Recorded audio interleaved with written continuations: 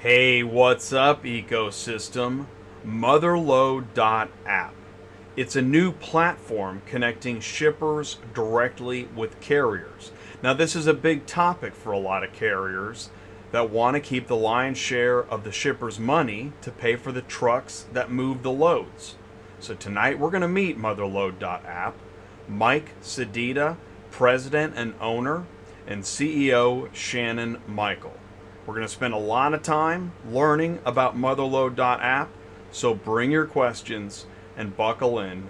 It's Tuesday nights live on Auto Transport Intel. I'm Jay, your host. Welcome back to the show.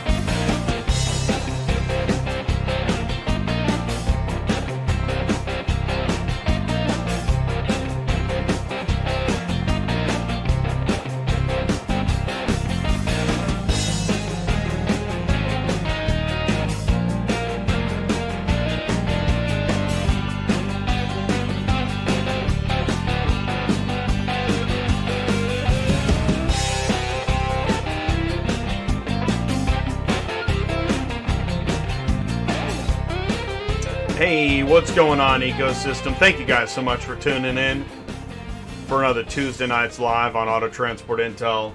I am Jay. I am your host, founder of Auto Transport Intel, and so happy that you're joining me on another Tuesday nights live. This is episode 148 in a row.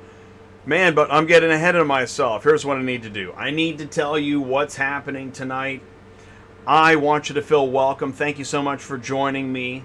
And please do say hello in the live chat. Let us know what's going on with you, your company, your product, your service. What's new? Did you have a good win today? Did you have a lose today? Share it and talk to each other. Help give advice. This is a safe place. There are no stupid questions. It may seem that way, but that's okay. We're going to cover that in industry news. Industry news is national news, social media news, broker, carrier, dispatcher, dealer news.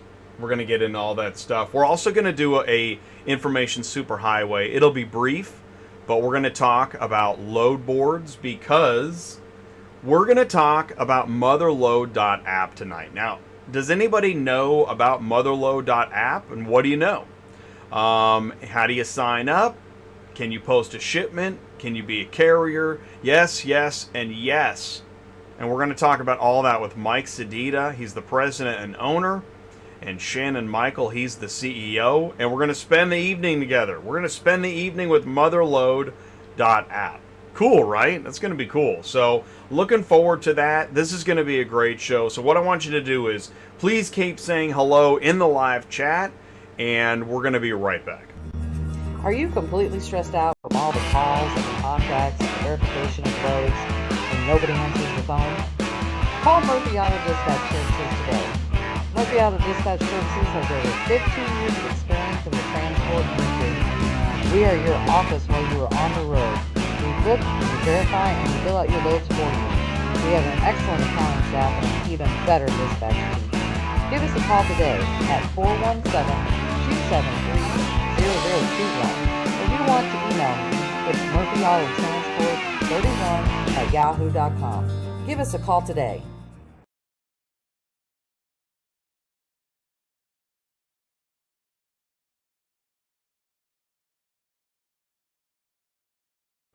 Hey, if you have a dispatch question, broker question, there's the link in the live chat, murphyautotransportservices.com. Sue is a friend of the show. We go live every Thursday at noon Central Time, and we talk about dispatching, looking for loads. By the way, yeah, did you see that? I'm wearing a wristband. You know, when I work all day with the mouse pad, it starts to I don't know, starts to rub the wrist or something. So I've got a, you're gonna see it.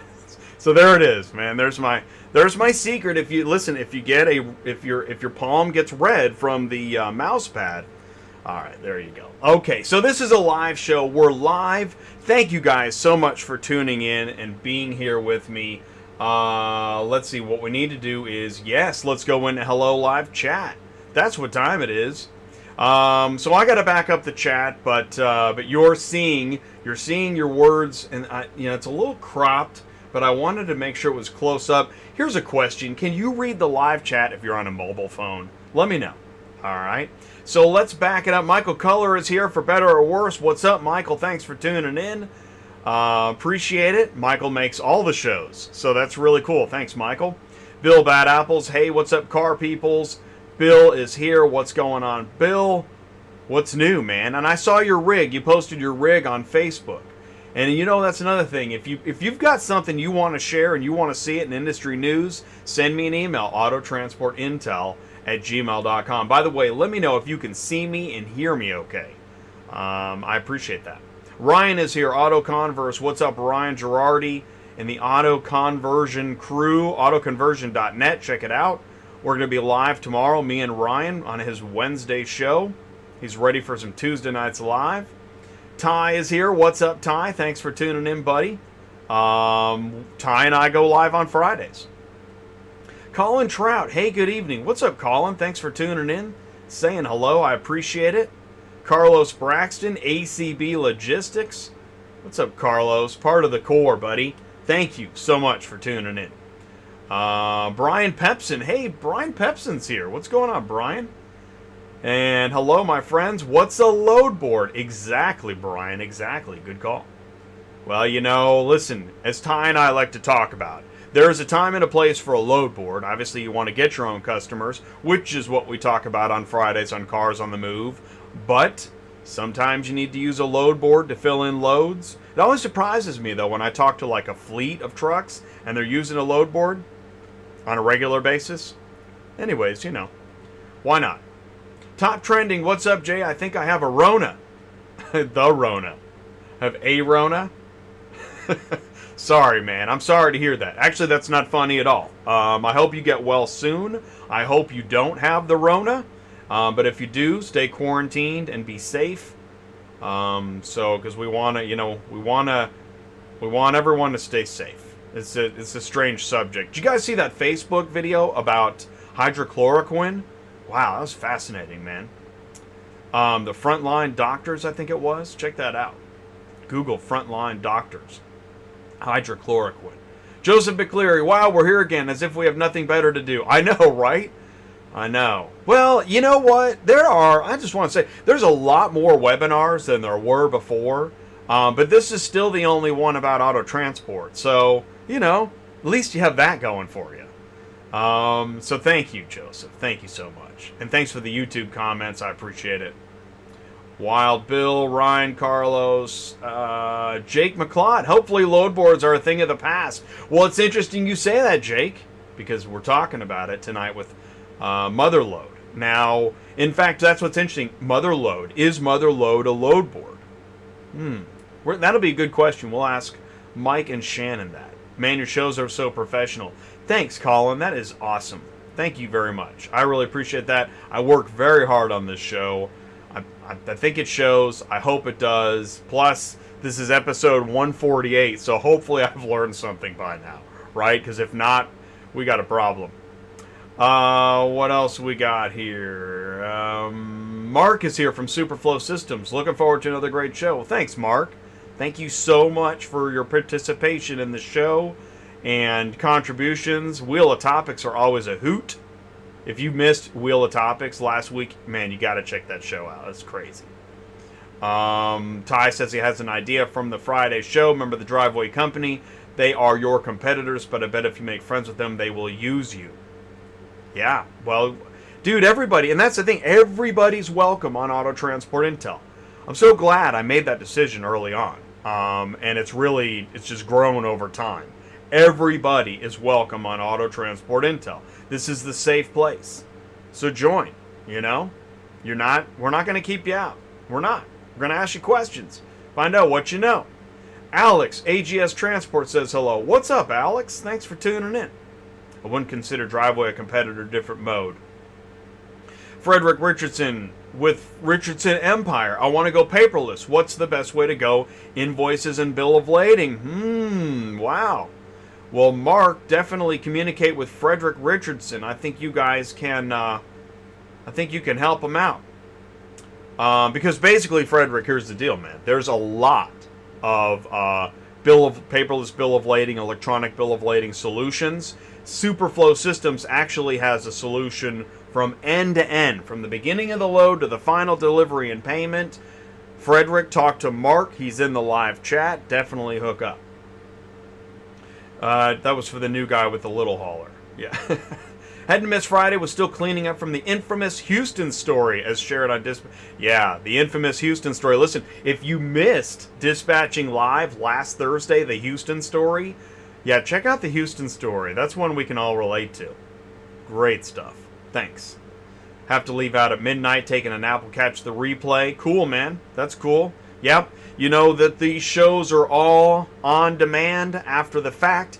If you try to watch the show right after it ends, it's processing, although it might still be available. I'm not sure. I don't watch the show right after it ends because I'm tired from doing a 2.5-hour show. But it processes and then it's on demand forever, in perpetuity. So, yeah, please do tune in and comment. Hey, and by the way, do me a favor. Give me a like, right? Give me a like if you can. I do appreciate it. What else we got? But you know what? It's a safe place. There are no stupid questions. 5x5 as always. Thanks, Joseph. Appreciate that. The Car Shipping Business Channel. Well, thank you, Ty. You know, I like to run the siren. Man, see, the audio looks a little loud to me. Is the audio loud? I'm just going to turn it down just a hair. I don't want to blow anybody's eardrums. You know, if you're on your headset. Where are you, by the way? Are you in your truck? Are you in your house? Are you in your car? Are you on a mobile device? Are you on a PC? Laptop, tablet, iPad. What are you watching this on?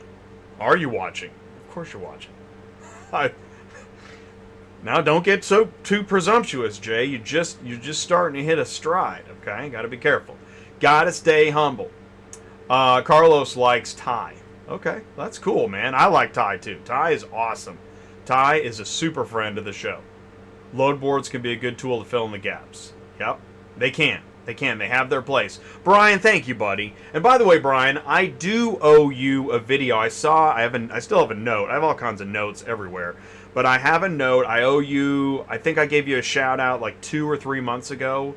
And you wanted a video edit. Listen, if you guys need something, email me, autotransportintel@gmail.com. I don't get to everything right away, but I will eventually get to it. Eventually. John Horsky's here, been dispatching for 4 months now, and I love it. Look forward to getting better and learning the lanes. Awesome. Well, John, you would love, please tune in to Dispatching Live on Thursday. We do dispatching. You'll love it. So thanks, man. Do that. I appreciate it. 4 months and you're in the craziest market ever. Yeah, this is a crazy market. Mudmower83 says hello. Awesome, man. Thanks, Mudmower. Thanks for tuning in. Joe, Twitter and YouTube deleted that American Frontline Doctors video. Goes against their narrative. I watched it today, so maybe you can watch it somewhere. Working with a small outfit, doing car haulers. Oh, and freight. Interesting. Very interesting. You'd also like Shaggy's Express. He does freight. He's a freight dispatcher. What else we got here? Oh, Juan Adams. I'm hauling reefer instead of cars. Wow. All right. Well, cool, man. Thanks for tuning in. That's awesome. Love seeing new faces. Reefer's hot too right now. And yeah, and Jake is going to be live on the show next Tuesday night. We're going to be talking about transport industry insight. RPM does cars and freight, and so we're going to talk. I know mostly cars, but he's going to give us some information about freight. That's going to be a great show. Yeah, that's right. If it's the video of the South African doctor lady, it's on Instagram. Yeah, that's the part that I watched today. Yeah, she was off the hook. She is trending on Twitter. Awesome stuff, really. And the thing is that even if you don't even if you don't, I don't know, agree or know, there is something going on. There's something in the water. I don't know what it is. But I do want you to stick around because we're going to be right back. Superflow Systems is excited to introduce DispatchCenter.com, a full-service load board for brokers, shippers, carriers, and drivers, featuring integrations with Truckify mobile app and iTruckPay. Use Route Scout technology to build your routes. Maximize truck capacity. Stay loaded at the highest available revenue with the least amount of driving miles. Tell us your lanes. Loadification will alert you to new loads posting in your route. Views instant load notifications sent with Book Now features. Search and book loads directly through the Truckify mobile app. Brokers and shippers, post your loads to Dispatch Center. Give authorized carriers the opportunity to instantly book your loads. Dispatch Center powers the Truckify mobile app, allowing instant load assignment to the driver. Truckify will send inspection reports, geo-located pickup and delivery photos, BOLs, and invoices back to the broker. Brokers, shippers, carriers, and drivers, Dispatch Center, and Truckify have what you need to be more profitable every day. So, Frederick Richardson, if you're still with us, that's it. It's Dispatch Center. Go to dispatchcenter.com. Go to truckify.com. Truckify is the mobile app. Dispatch Center is a load board. They're connected, all part of superflowsystems.com. I put the link in the live chat, superflowsystems.com. Go check it out. And Mark is in the live chat if you have any questions. So now you know what time it is. It's time for industry news. Now, before I get started, check this out. Here, watch this. This is fucking sketchy. A dually with a 5-pack. Wow. That's sketchy.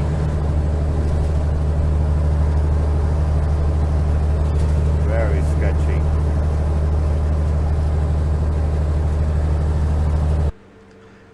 So, you know, what the point of that is that it's good to listen to the veteran haulers to see if, you know, maybe that'd be a good thing to do, you know. Take a picture of your rig, send it to a veteran hauler and say, what do you think? Now, I have an idea what's going to happen, but you might get some insight into the rig that you're getting to roll around the country.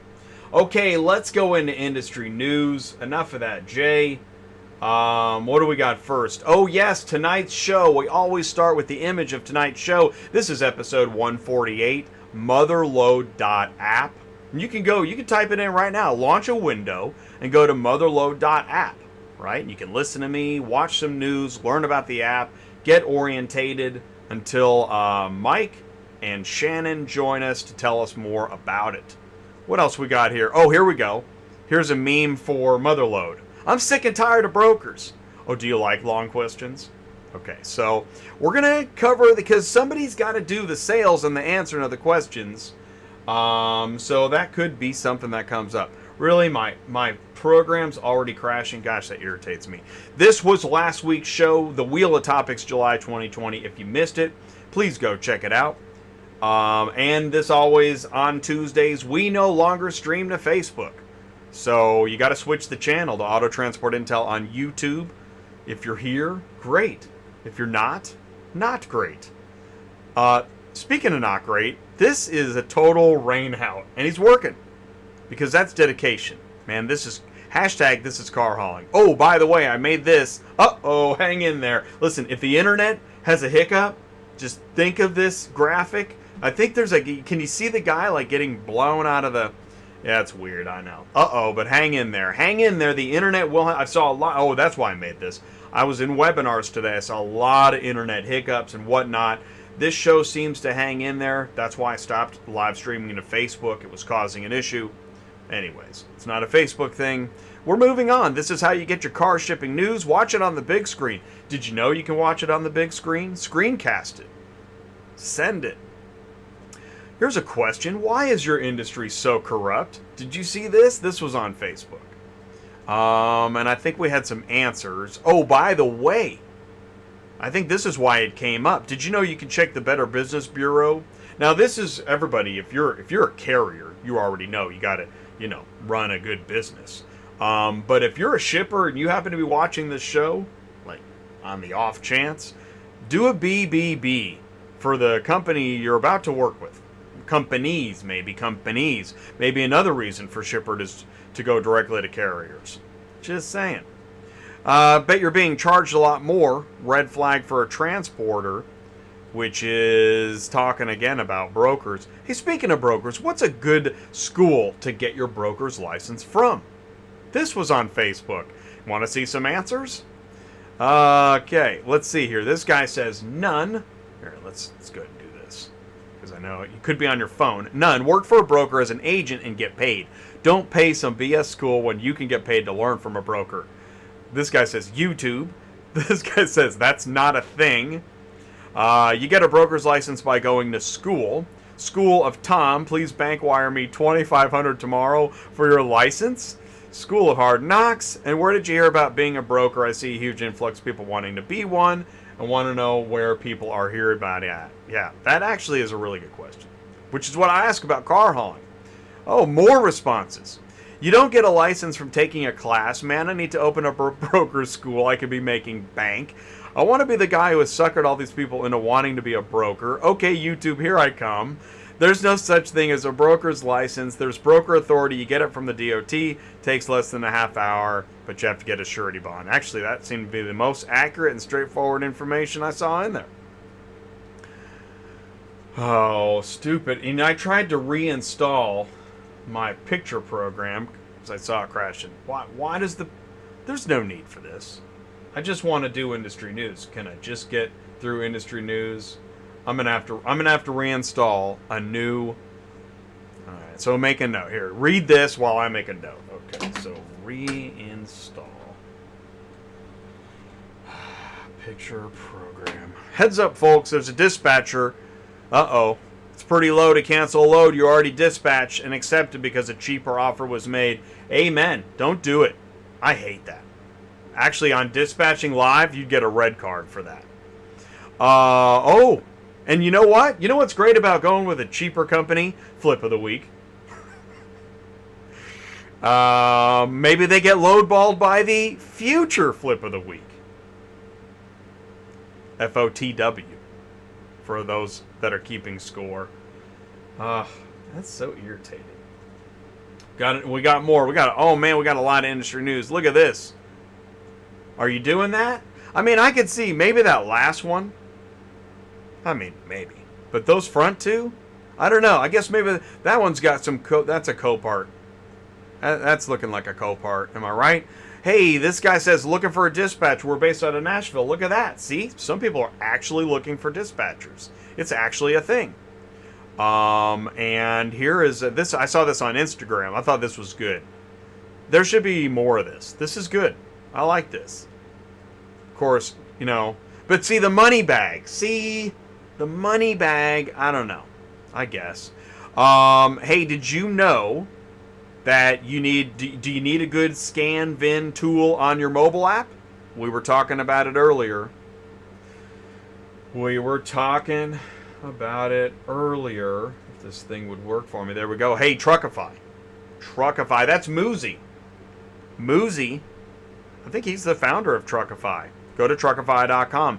You want to learn about dispatching, load boards, search advice? Watch Dispatching Live on Thursdays at noon with me and Sue. That's right. I go live 4 times a week, and I'm proud of it. This is tomorrow's show. This is tomorrow with Ryan. This is at 2 o'clock on autoconversion.net. Hey, Ryan, feel free to put the link in there. I see Ryan in the live chat. That's going to be a good show. And on Fridays, we got Cars on the Move. Ty is in the live chat. Go to Cars on the Move on Auto Transport Intel, Fridays at noon. Did you see this? This was a video edit I put together. This is great. Sean is a dealer, and Ty talks to Sean live about what kind of deal they could make to transport his cars. Check it out. And if you missed it and you want to learn more, go to the Cars on the Move Roundtable. Sign up. How do you sign up for the Cars on the Move Roundtable, Jay? Well, you go to autotransportintel.com. Okay? I'm glad you asked. Autotransportintel.com. Click on CTS Coaching. Okay, click on CTS Coaching, and then it's a drop-down Cars on the Move Roundtable. Go sign up. Get signed up for the Cars on the Move Roundtable. And we'll tell you what it's all about. In fact, there's no need to tell you, because I'll tell you what, here's the deal. I'm gonna have a sip of ELD Punch, and watch this. This is Cars on the Move Roundtable. Right now, since supply is high, some of the dealers that you normally wouldn't be able to get their attention, this would be a good time to get their attention, because they're having a harder time moving stuff. It's a carrier's market right now. You're totally right. I just left.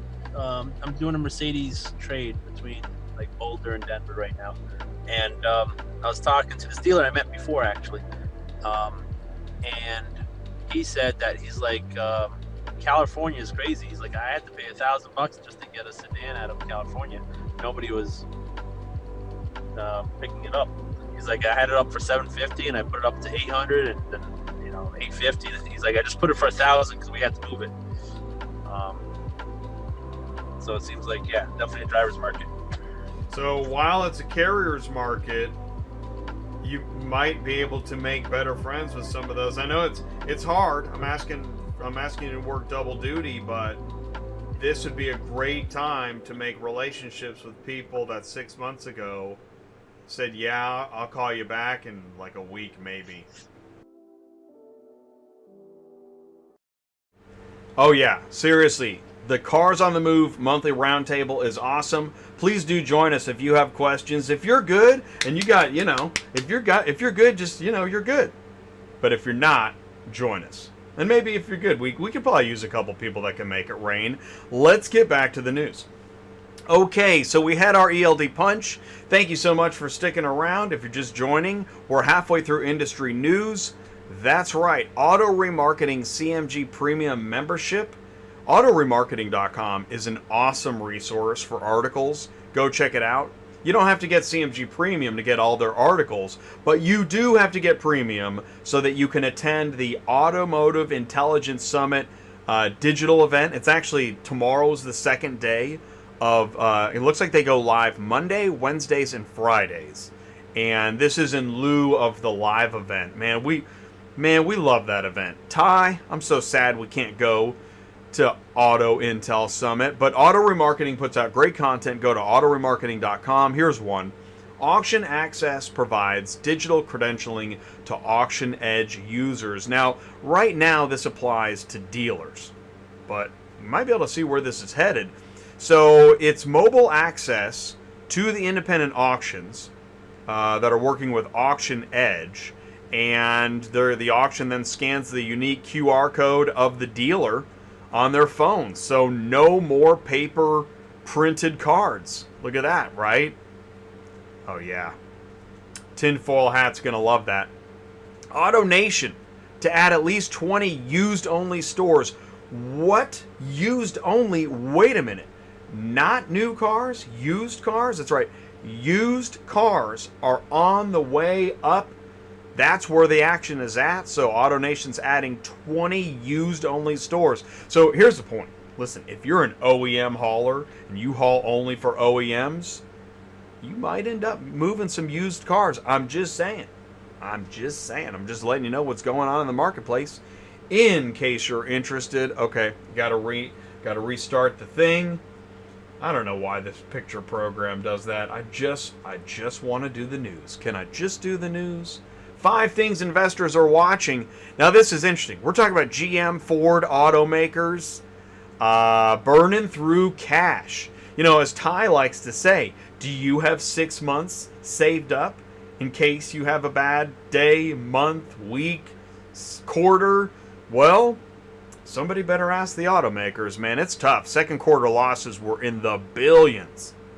Tesla sues Rivian for poaching employees. Don't you hate that? FBI Bulletin says ELDs did little to nothing to follow cybersecurity guidelines. Say it ain't so. Could Jay have been right about ELD all along? I don't know. You can read about it on Landline magazine, and also OIDA is leading the coalition. They're trying to prevent the minimum insurance hikes that are in the Senate. So thank you, OIDA. That's happening. And in fact, if you want more, you just can't get enough OIDA, you can get Exit 24, live from Exit 24. It's a podcast. You can actually ask questions. That's tomorrow at 11 Central. So it's a YouTube channel and on the Facebook page, live from Exit 24. Look, there's a phone number. Write that down. You want to ask questions of OIDA? There's your phone number.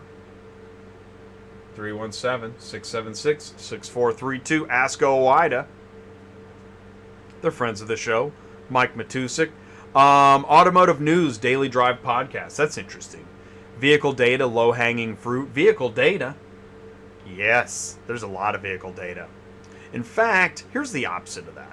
Have you heard of web rooming? Now, this is slang for when a consumer researches your products online before they buy them in the store.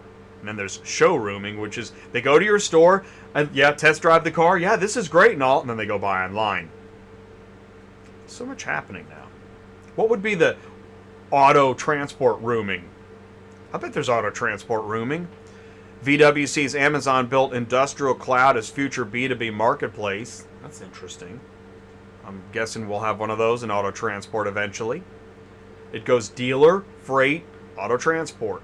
Digital products. Here's something to think about. Now think about this tonight when we're talking to MotherLoad, right? Okay, so you want your digital product to value and help you, to know you, make things easy, and protect you. Now that could be a lot to ask, and it requires quite a balance. That's why software is a tough game to get into. Just ask Mark Grodicke. Superflow Systems knows.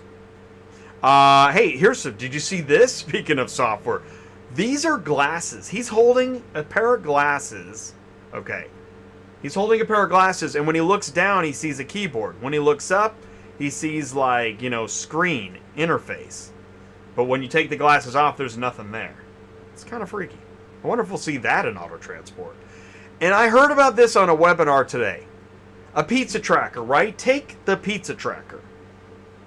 Can we get an auto transport tracker that's as easy as a pizza tracker? Like car order placed, then car order prepped, then car order processed. You get the point?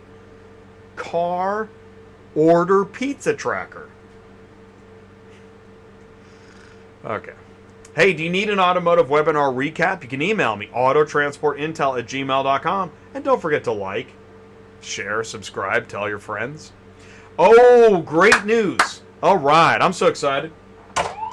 I have been talking about wanting to do this. Did you know that there's a podcast now? So it's not a separate thing. What I'm doing is I'm podcasting the show. Now, it happens the next day when I upload it after the show's processed. It's kind of a process. Look at that. 4 downloads and 3 episodes. I'm all 4 of those downloads, by the way. But you can also be one of those downloads. What do? You go to autotransportintel.com. And thank you, Ryan, and Auto Conversion. Autotransportintel.com is the best it's ever been. I'm so excited about this website. So click on podcast when you go to autotransportintel.com. And you click on podcast and you can listen to one of these shows. There's only 3 episodes right now. You've got Cars on the Move, Tuesday Nights Live, Dispatching Live. But here's what I want you to do. Recommend what show I should archive, because where do I start? Do I archive everything? Do I just stay up day and night, starving and thirsty and uploading podcasts? It's actually a lot of work. So I need to know, what shows do you want to hear on the podcast? So it would help me out a lot. Please recommend a show. And also, listen, if you have a question, really, you can ask Ryan. He shows up. You can type a message. You can make a phone call. If you need help, find out more. That's on autotransportintel.com. So is this. Click on ATI Insider. And you could sign up to be an ATI Insider and find out and get more information. Speaking of more information, all right. So next Tuesday night is going to be Transport Industry Insight with Jake McLeod, Chief Commercial Officer at RPM. That's going to be an awesome show. Can't wait. And Jake, thanks so much for your time and interest. This is the RPM website. Visit RPM. Check it out. Find out more information so you can ask questions. Guess what we're going to do in 2 weeks? We're going to have award-winning broker Michael Meddy from Meddy International. He's going to be on the show. Like I said, man, all the verticals converge at Auto Transport Intel. And this is his site, Meddy International. Check it out, Meddy International. Start jotting down your questions now. But tonight is MotherLoad.App. This is episode 148. It's the MotherLoad.App show. No more brokers dictating rates. That is what Mike says.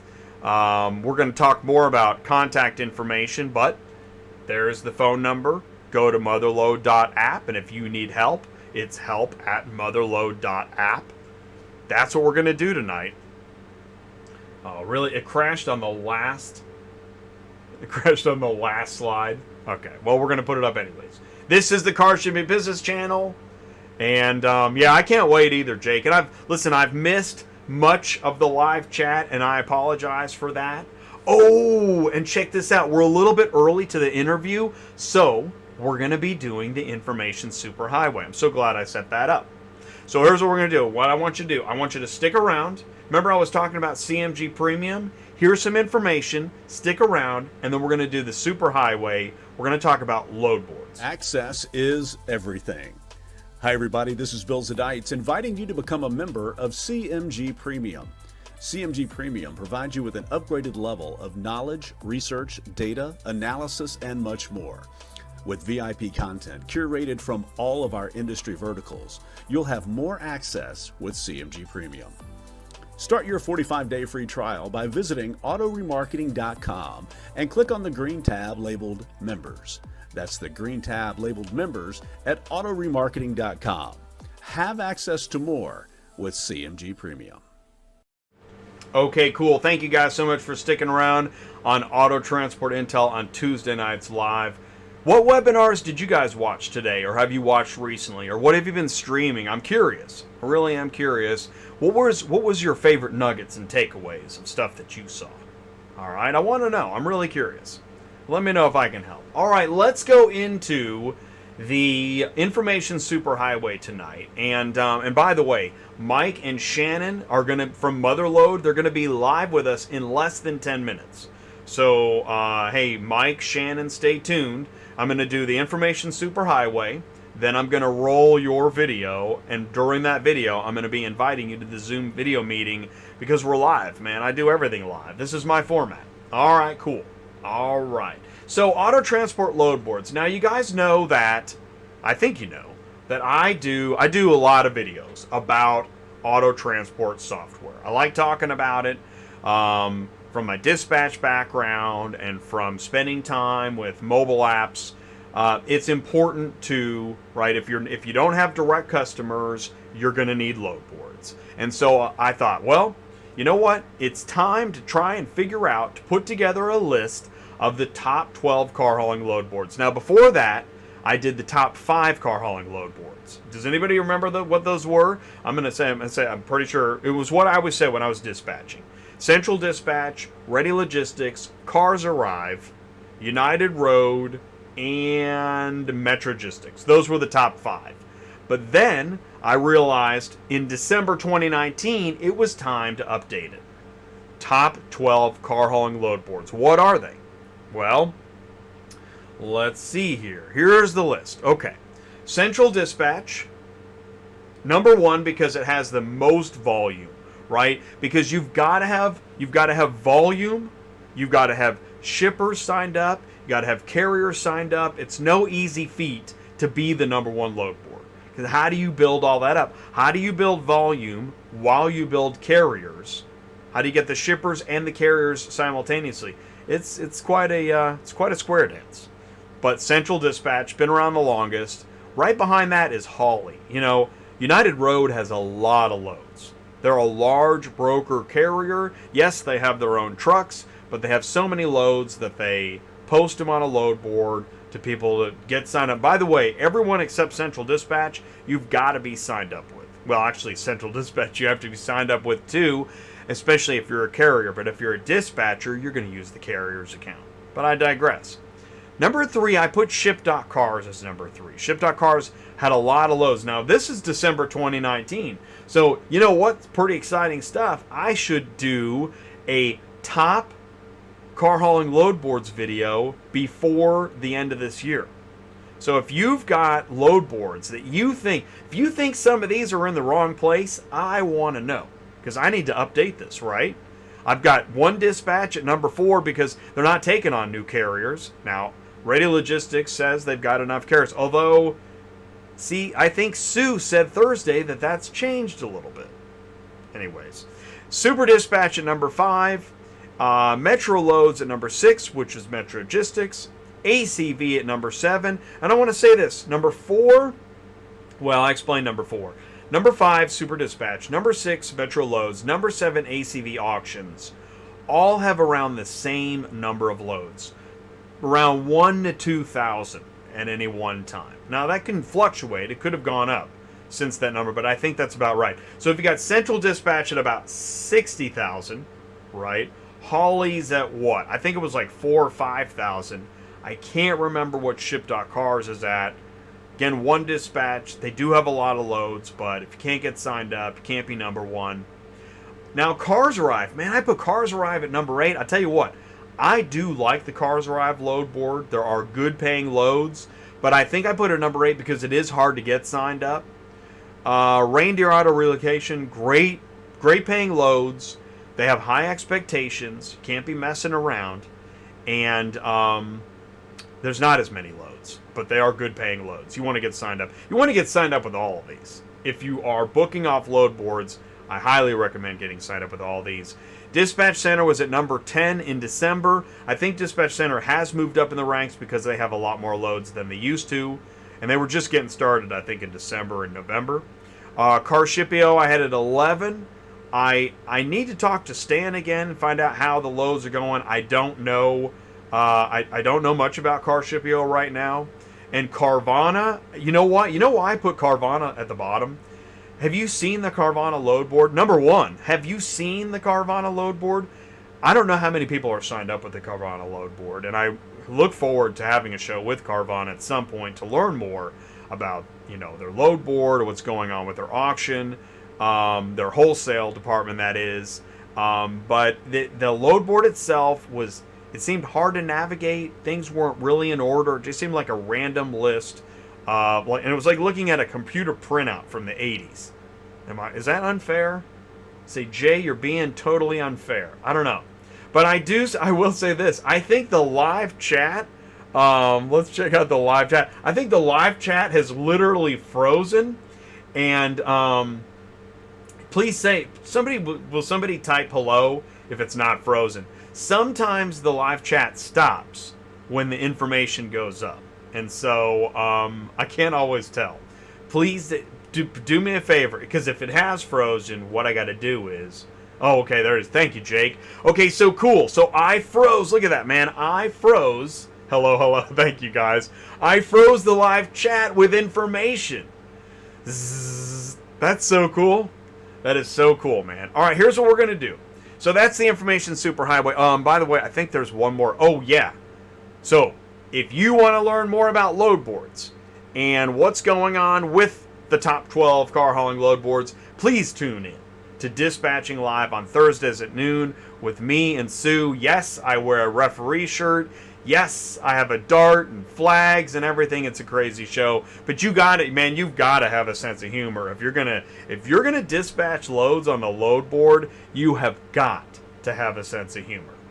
But I'll tell you what, enough of that. Here's what I want you to do. I want you to stick around, watch this video, and get your questions. Go to MotherLoad.App, because when we get back, we're going to be live with Mike Sedita, president and owner, and Shannon Michael, CEO of MotherLoad.App.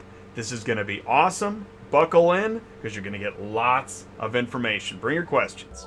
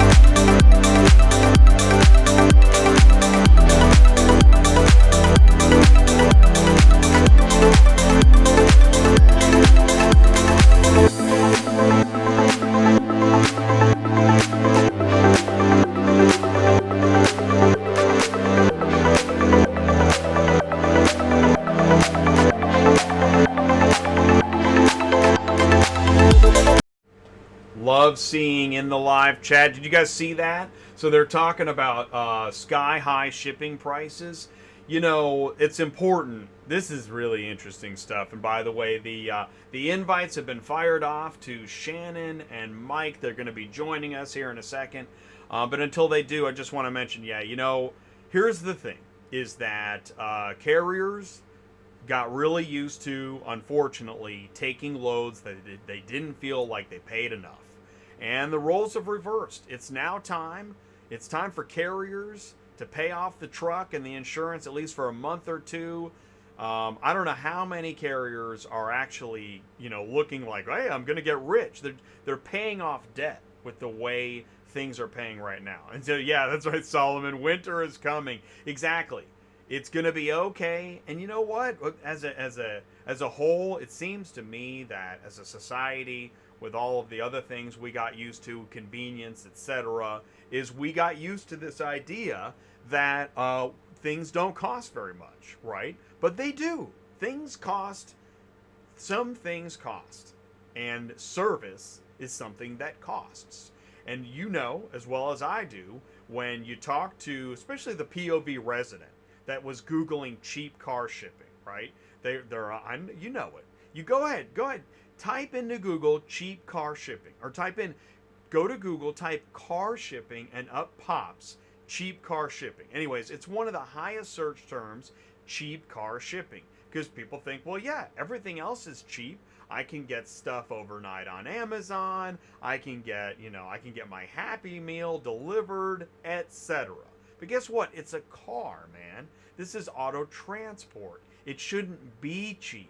I don't even know how we got into cheap car shipping. That shouldn't even be a thing. So right now, there's no cheap car shipping, and that's good. We need to get rid of, you know what? Cheap car shipping. All right? That's what should happen to cheap car shipping. It shouldn't be a thing anymore. It is changing, but you know what's going to happen, and you guys know this, and I see you talking about it in the live chat, is that cheap car shipping will be back. It'll be back in the winter. Winter is coming. Cheap car shipping will be back with the White Walkers. You can count on it. So, you know it's going to happen. So that's my speech on cheap car shipping. I can't stand cheap car shipping. Did I make that clear yet? By the way, Mike and Shannon, I fired off those Zoom meeting invites. Oh, here we go. We got, let's see, we got a knock on the door. Here we go. Let's go into, oh, Shannon's here. Oh, I think that's both of them. Yes, I think it is. Bing, bada boom. Can you see me? Can you see me and hear me? We can see you and we can hear you. Okay, so we're actually live. This is it. Oh no. We're here. Yeah. We're I know, right? We're really live because we were doing a test last night, right? Yep. And I said, you know, we talked for a while and I'm like, guys, we can't do the show before we do the show. So here we are, man. We're actually live, dude. Now, I didn't ask you last night. Did we need pants on for this? No pants required. And nobody in the live chat's wearing them. So how you doing, Jay? Good, man. So all right, let me just officially welcome you. Mike is the president and owner of MotherLoad.App, and Shannon is the CEO. Guys, welcome to Auto Transport Intel Tuesday Nights Live. Oh, Jay, how are you? Thanks for having us. Yeah, well, thanks for taking the time. Now what do we do? Oh yeah, let's talk. Okay, first of all, let's talk about what is you're gonna let us know what is MotherLoad.App and why is MotherLoad.App. Well, MotherLoad.App is a new platform where we're linking carriers directly to shippers, and our most objective is to make the trucker more money and save the shipper money at the same time. Right, because, and I put this in, I actually wrote it.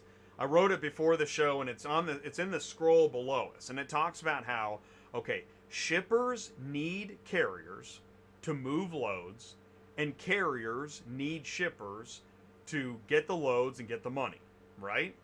So now we know what shippers and carriers do. So why are there so many middlemen in between the shipper and the carrier if, again, the shipper needs something moved and the carrier has the means to move it? Why are there other people? The shippers want it done quick. You know, when somebody wants something shipped, they want it now. But we want our shippers to get familiar with our website, and it makes it easier now with that. They get notifications, they get emails on when they receive bids. So what we want to make a better platform for the shippers is to get familiar with our site. That is going to make it easier. You know, and the more time you have for your item to sit up there for bid, the more truckers see it, the better price you get. Well, Jay, also I want to throw in here too that, Yeah. that typically with brokers, you know, they do have a position in the marketplace that they are very, very, very functional for. But in a situation for what we're talking about here tonight with auto transport, if we could just streamline that process just a little bit better and connect the shippers and the carriers and cut out the middleman, what that does for the transporters, the truckers, is that they can now bid accordingly without having to say, well, the broker is going to get X amount of dollars. We're only going to get 38 cents per mile, where my operating cost could be 55 cents per mile for this particular lane. If they had the opportunity to be able to bid that 55 cents per mile, cutting out that middleman, the shipper is still going to see the value add for that.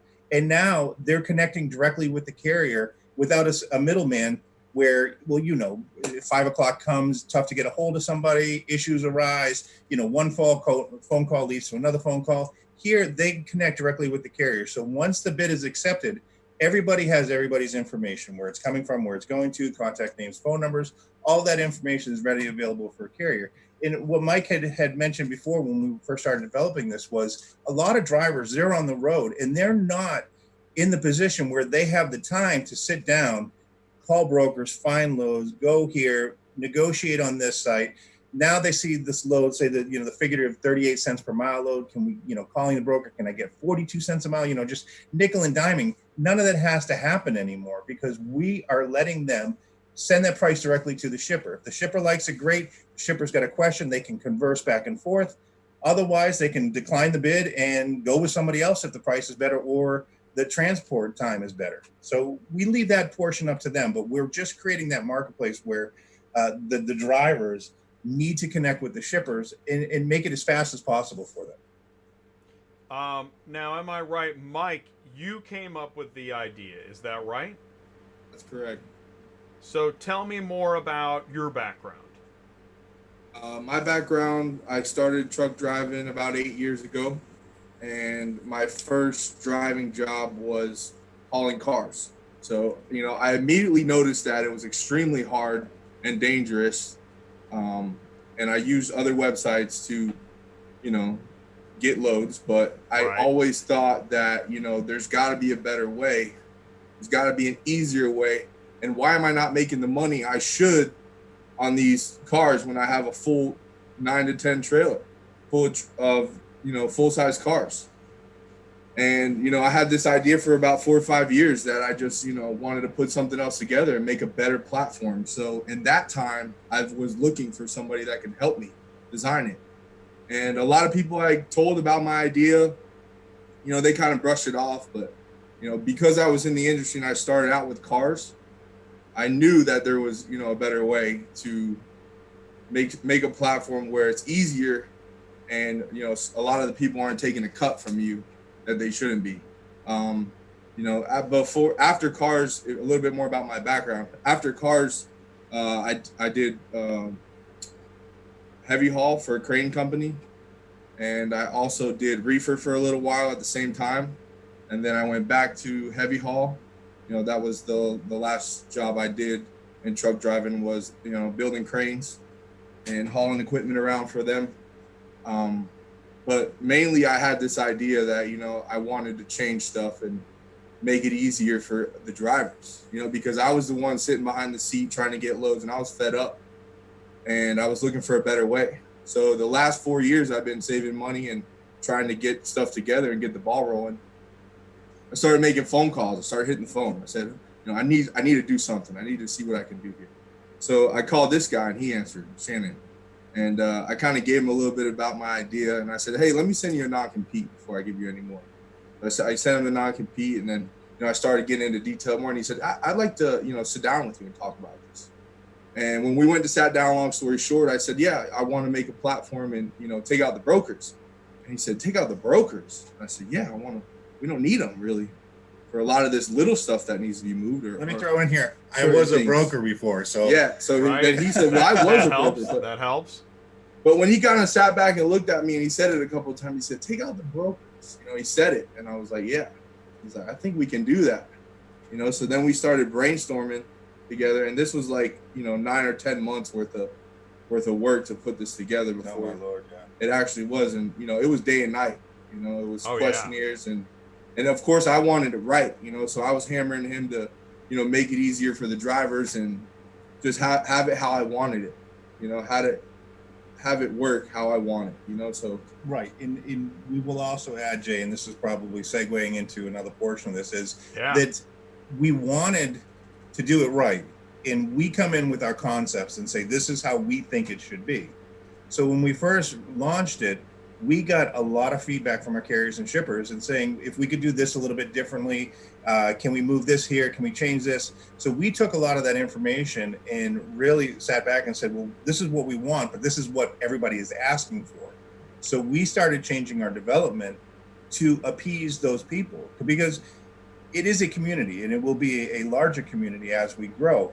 But if we can do what the shippers ask us to do, and we can provide that to the carriers, and the carriers are requiring certain things to be able to service the shipper betters, why shouldn't it be done? I mean, we didn't pull the site down. We just been doing rapid development, and we're deploying updates just about every single day. We actually have, we had 2 updates today. We have 2 tomorrow. And then Friday, we are updating the entire system. So we're Big really, changes. we're really looking at what people want, and we're trying to give that to them. So, hopefully we won't be homeless. Yeah. And I'm talking to these drivers, Right. and, I'm having hour-long conversations with some of them on, how things can be better. So I'm really listening and writing down to what they tell me, and then why, I'm going back and forth on why it would be better. And then I relay that to Shannon. But one big thing that Shannon brought into it was the blind bidding. That was his idea. Because I said, how can we keep them from dictating their rates and go to the bottom? And he said it was simple for him. He was like, dude, we just make them blind bid where other carriers can't see each other's bid. So everybody's coming with their best bid, so that maybe it'll be off a little bit, but, we also want our drivers to bid high. We don't want to lower the market. We want to raise the market for them. Right. We want them to bid and put a price as if there was no broker in the way. They would get that extra dollar, because we're charging a small percentage, nothing like anybody else is charging. Well, a lot of carriers, I mean, I've seen it a lot in Facebook. Many carriers agree with what you said and think of the market in the way that you think of it. And I think a lot of carriers believe that if they were in charge of market rates, that the market would pay better. So you're not alone in the way you're looking at this. And also, the auto transport industry is so big that when you think of how many brokers Huge. there are hundreds, if not thousands. I don't know if there are thousands, but there are hundreds of brokers. I think there's roughly 18,000 on Central Dispatch. 18,000 brokers? Nah. I don't think that can't be right, but it's hundreds, if not above 1,000. There are hundreds of brokers. And if there are hundreds of brokers, and there are several car hauling software companies, then, right, so Jake says definitely thousands. Isn't that hard to believe? That's why I'm careful saying it. If there are thousands of brokers, then... I'm sorry, I thought you said...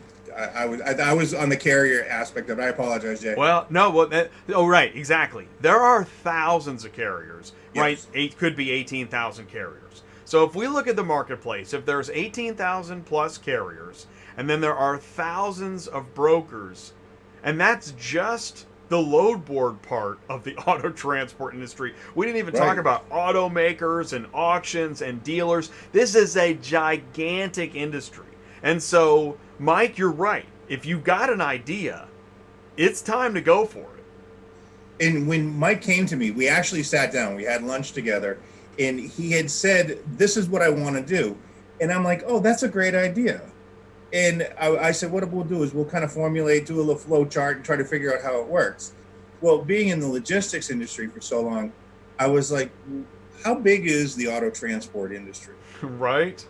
Jay, I got home and within 10 minutes I called Mike and I'm like, this is insane how much business there is out there. Even if we helped a small portion of those people, that is a large portion of transport. That's how an investor looks at a business opportunity, right? You just watch some. In fact, did you watch some Shark Tank when you were putting this together? I did. I've always had Shark Tank in the back of my Shark head, Tank. but we actually have submitted to Shark Tank. Excellent. Well, and it's funny when you watch, because after a while of Shark Tank, you realize like there's some types of businesses, mostly services, that don't fit into the Shark Tank. They're looking for products that you can scale, right? Yes. Right. And so on the service side, but I think, and I don't think I'm wrong, but maybe Jake will help me. Jake's going to be on the show next Tuesday night, so thank you, Jake. 17 billion in revenue generated by the auto transport industry last year. I think that's right. I thought it was more than that. I thought it was a little bit more. Maybe it is. 17 billion is a 17 billion. That's a buttload. So I'll take 1%. I'll take 0.01%. Yeah, there we go. I'll take $1 per car. I'll take exactly. Well, right? Take $1 per VIN, and I'll see you on the yacht. $1 per VIN. There you go. $1 per VIN. All right, we're gonna start a new app with you, Jay. I'm not doing any apps. I'm just doing the TV channel, but I love the idea and I appreciate the offer. So let's do this. It's 9 o'clock, man. We're right on time. By the way, we're kind of clicking along like I thought we would. And so I think it's time. Let's do this. Let's bring up the website. I'm going to share my screen. I'm going to bring up the website and let's take a look at MotherLoad.App. So this is, if you go to, let's move, there we go. If you type in MotherLoad.App, you see this. What am I looking at? What it is initially our foundation is built on the auto transport industry. We actually have the capability of doing auto rating on the system too. So if there are shippers out there, we've given a very good price per mile that we know that the carriers would accept if the shipper said, yes, it's something that we like, we're going to go ahead and do it. So we kept the car hauler aspect on the main page because that is our core business. But we also have the capability, because we built the software, that we can add in different categories for any type of modes of shipping. So we have right now, primarily, we have vehicles, heavy haul, RVs, mobile homes, freight, vehicle parts, boats, refrigerated loads, truckloads, the run the gamut, ATVs, jet skis, all of that stuff that's freight centric on our site. So we have the capability of, since we built this, we looked at it and said, it's going to work for auto transport. Why can't we help out other industries? So that's kind of where the focus didn't switch, but we just kind of encompassed a lot more in the industry. And actually with the name MotherLoad, I think that makes a lot of sense to have freight and cars, etc. And I know there doesn't seem to be, there's some load boards and companies that do freight and cars, but also, Mike, you have a background in both, so makes sense to me. Yeah, it started off as cars, though. That was, my idea. Mm-hmm. And Shannon said, well, why don't we do everything? I said, are you sure? That's a lot. I'm getting old. I need money for retirement. Well, and that's the thing too. And I saw like a comment. I think Jake said it. The Uberization of you hear that a lot. If you go to a webinar, if you go to like a freight or mostly automotive. If you go to an automotive webinar right now and you listen to dealers talk or auctions talk, I mean, it's hard to not hear the word Uber. Now, I'll tell you what, right now, because of Corona, coronavirus, you don't hear it as much because Uber and Lyft took kind of a nosedive. But Mhm. Uberization, the Amazonification, the Uberization, it's a trend. It's just where things are going, and So since we're much gonna is we're gonna start a app-based, new trend with the MotherLoad.ization or something. the along those MotherLoad.Ization. lines. Nice. All right, so here's what we're gonna do. Well, Jay, Yeah. unfortunately with Uber, they're dictating the rates, and that's kind of where we don't want to be. We don't want to be the ones dictating rates to anybody. We want them to come in with their best foot forward and know that other people are going to be bidding right along with them. So to come out of the chute with a good, fair price, not a lowball price, but a good, fair price that they can operate on and they can make money at. The broker cut is gone. They can go ahead and do it. And even brokers can go on our site and post loads. So we're not saying no to brokers completely. And we may eventually at some point maybe open it up to brokers to be able to bid on shipments too. But right now, the focus is trying to streamline that process as much as possible, but stay away from that Uber generalization where they do the rate increases and the surge pricing and stuff like that. No, let the carriers do it their way, and just give them a portal to do it. Well, and that's the thing. I'm going to make a note here is that that was really a really good concise way to put the vision of MotherLoad. That's the thing is that I know, because I see it when the carriers talk, is they are saying what you're saying. They want a platform that levels the playing field for them. They're the ones with the trucks. They're the ones with the expenses. They're the one moving the load. I think that many carriers feel like just because they don't do the sales piece, they shouldn't miss out on such a big percentage of the transport. And by the way, to make it clear, I'm not saying that we don't need brokers. Neither are we. Right, exactly. Okay, good. Exactly, because I think that this industry, as we talked about before, the industry is so big that this platform might be exactly what a percentage of the marketplace is looking for. True. And yeah. We've had some pushback from brokers on Facebook when we post, this is what we have available if you want to just cut out the middleman type of deal. And the brokers are always the one who give the negative, it'll fail, and the site's this and the site's that. You know what? We're not there. We're not replacing them. We just want to do things a way that the carriers have told us they want it done. And the same thing with the shippers. So if that happens to exclude brokers, unfortunately that is the case. Well, everybody gets excluded somewhere. True. That's how free enterprise works. So let's do this. We've discussed philosophy and marketplace. How does one become a carrier and start getting ready to haul with MotherLoad? What do you do? Right at the top, you see in the orange bar, we have a login, post a shipment, become a carrier. It's very, very straightforward. So if you just go ahead and click on become a carrier. Now I'm logged in. So that's right, because I've got inside information. Okay, I'm gonna log out. All right, there we go. So you're gonna just click on the register now link right below. Okay, so let's do this. Let's start fresh, Jay. MotherLoad.App. You go there. Hey, welcome, Jay. Hey, what's up? And you click on login. No, because you're not signed up. Click on become a shipper. Become a carrier. We're gonna have to fix this for Jay now. Oh man. I already messed it up. No, okay, so, by the way, let me check my audio. How's my audio? Check. Okay, so I went to MotherLoad.App, and I want to be a carrier. So I'm going to click Become a Carrier. And I want to become a driver, because I want to haul loads, and I want to connect with shippers. Actually, I'm going to stop you right here with the design of this real quick. I initially had wanted the best color possible for outside viewing.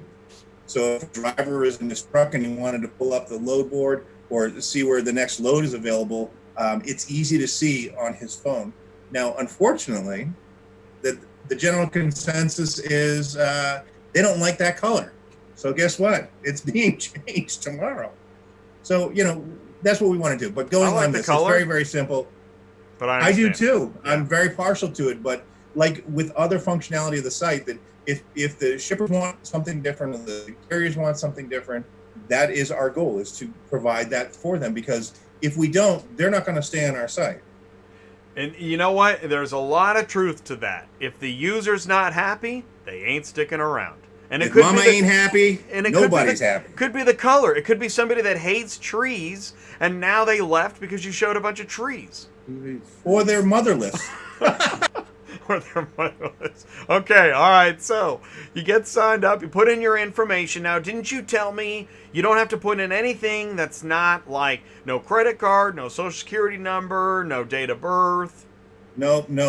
Just we want gift cards to Amazon. No, we Right. don't ask for anything. It's all free to enroll, free to sign up. And what we do is Mike wants to give them at least 2 months free, and that's what we set it up as, is a 2-month free membership to be able to see the system. Because we are brand new, we don't have that super load count yet. What we want to do is we don't want to make money unless the drivers are making money.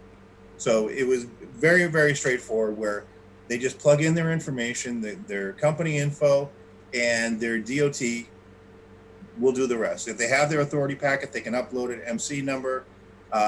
We are, high SSL, so the password has to be stronger than what most people are probably used to, but it is for security. We don't want, if people are going to be using our site, we don't want somebody in there being nefarious or a bad actor, hacking into our system. So it is very, very secure.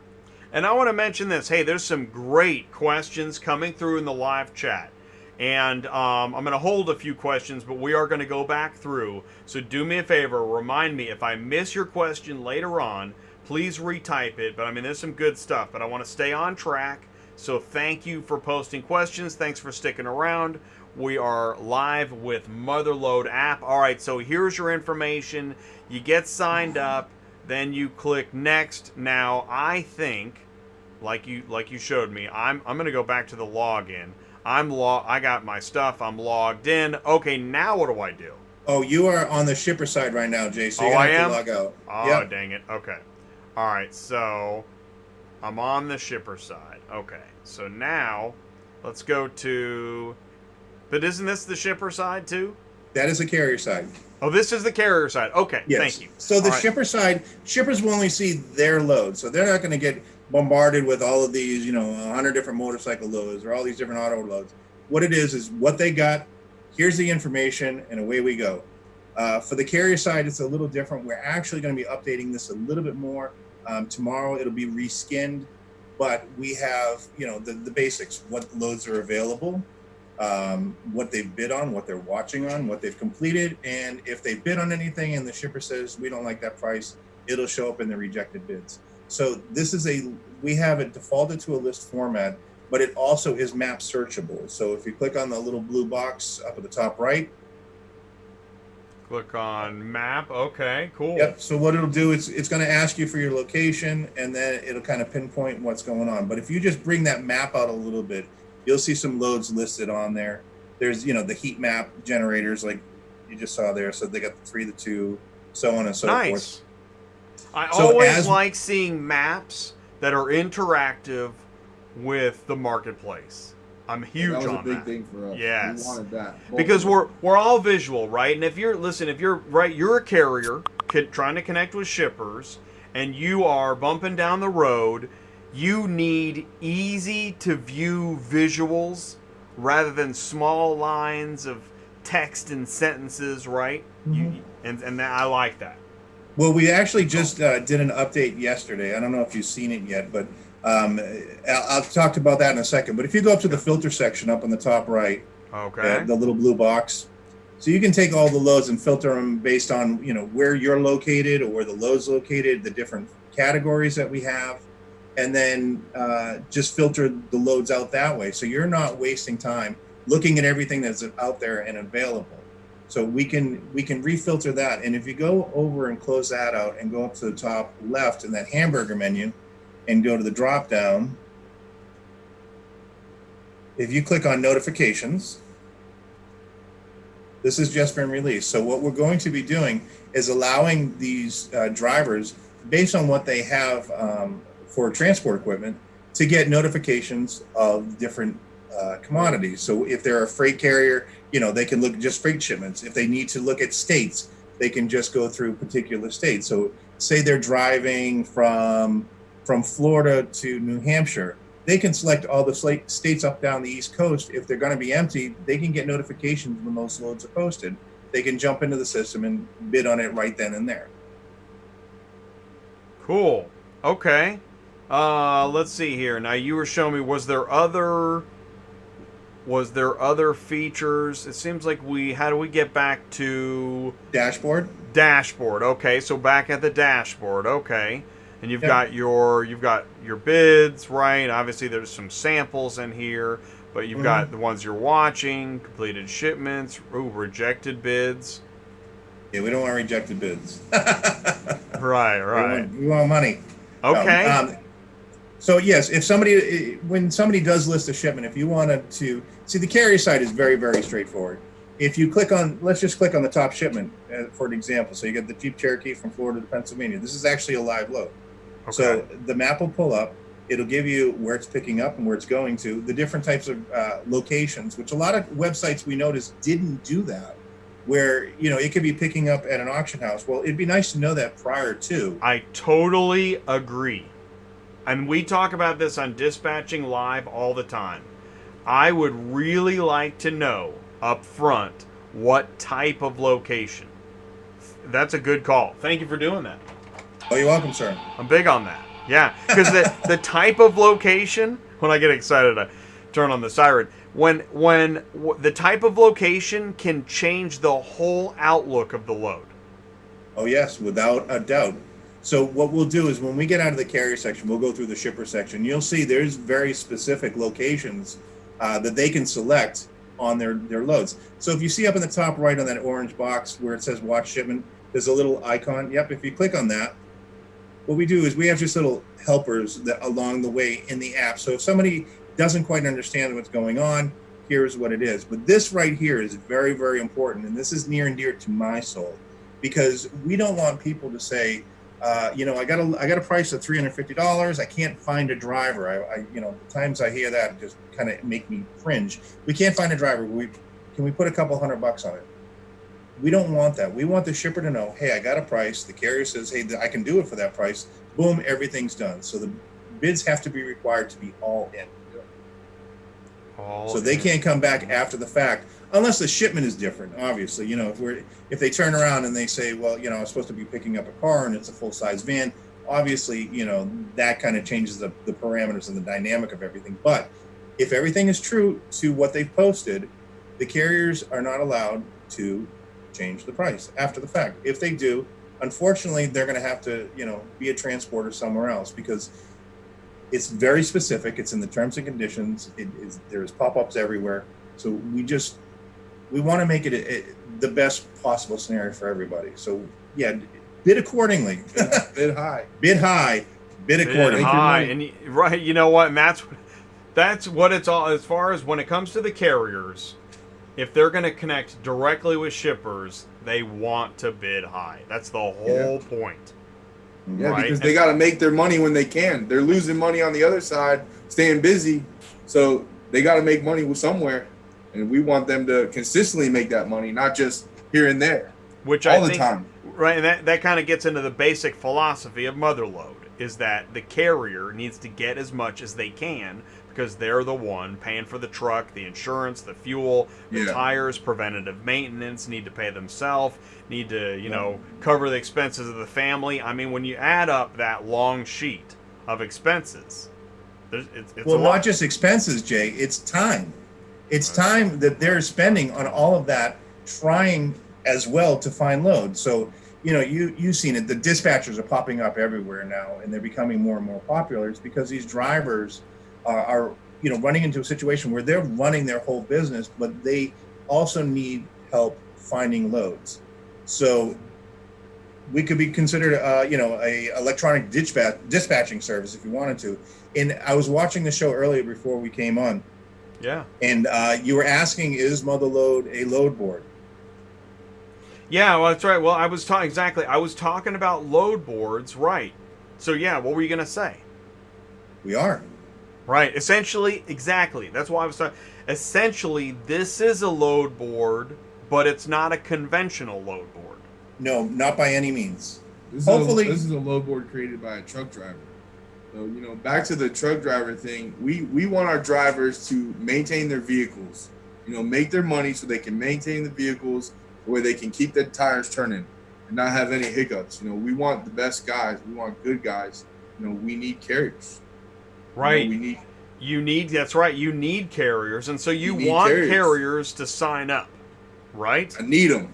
Desperately. Okay. Yeah, so, we're ready to do stupid dances if we have to get carriers. It is the lifeblood of our system. So let's do this. Here's what I'm going to do.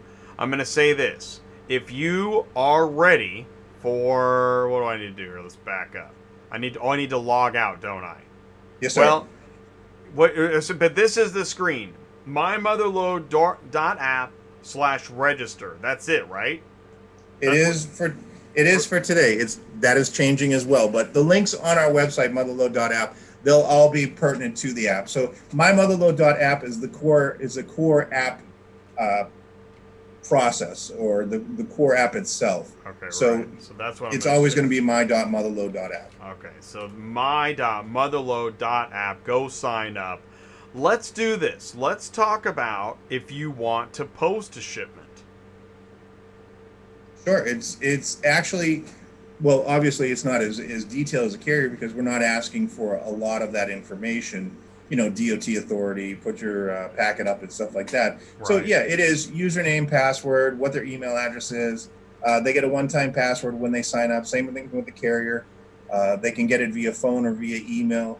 And that's something we just updated last week because a lot of businesses, and we didn't realize this initially, a lot of businesses on SaferSys, they have an office line and they're entering that office line information into our app when they're enrolling. They're not receiving the one-time password. Gotta have a cell phone. So they had to have a cell phone to register. So what we did is we actually updated that so that they can get that one-time password via email, so they can put the office line in there without having to worry about getting an SMS message. And I'm going to say this now. Jake just pointed something out, and you don't hear it as often, but freight matching rather than a load board. He's talking about freight matching, which is what this is. This is a freight matching platform.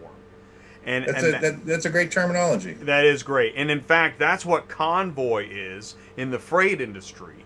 Convoy is one of those few companies that it's similar. Cutting out the middlemen so that the carrier gets the lion's share of the rate, and that's a great thing. I mean, that's a huge marketplace moving forward rather than traditional boards where middlemen can get in the middle of it. Yeah, freight matching. Good call, Jake. Thank you for that. Yeah, we'll have to get your information so we can send you out a shirt. Well, I'll tell you what, Jake is going to be live on the show next Tuesday night, so you're going to want to watch. Everybody is going to want to tune in Tuesday night. I thought this was like a sitcom. We're here every Tuesday night now, right? This is a new No, that's called Dispatching Live. Oh, all right. Dispatching Live borders on sitcom because dispatching is so crazy. It's a crazy thing to do.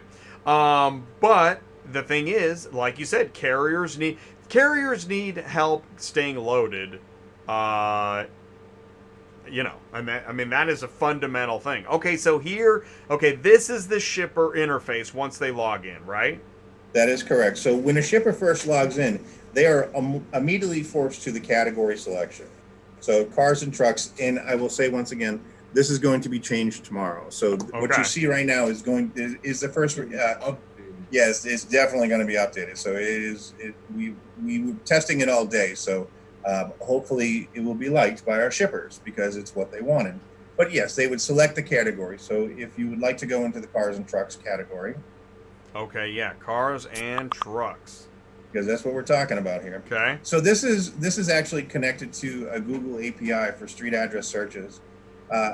Right now, until we do the full release, this is just North America. Tomorrow, this will be available worldwide.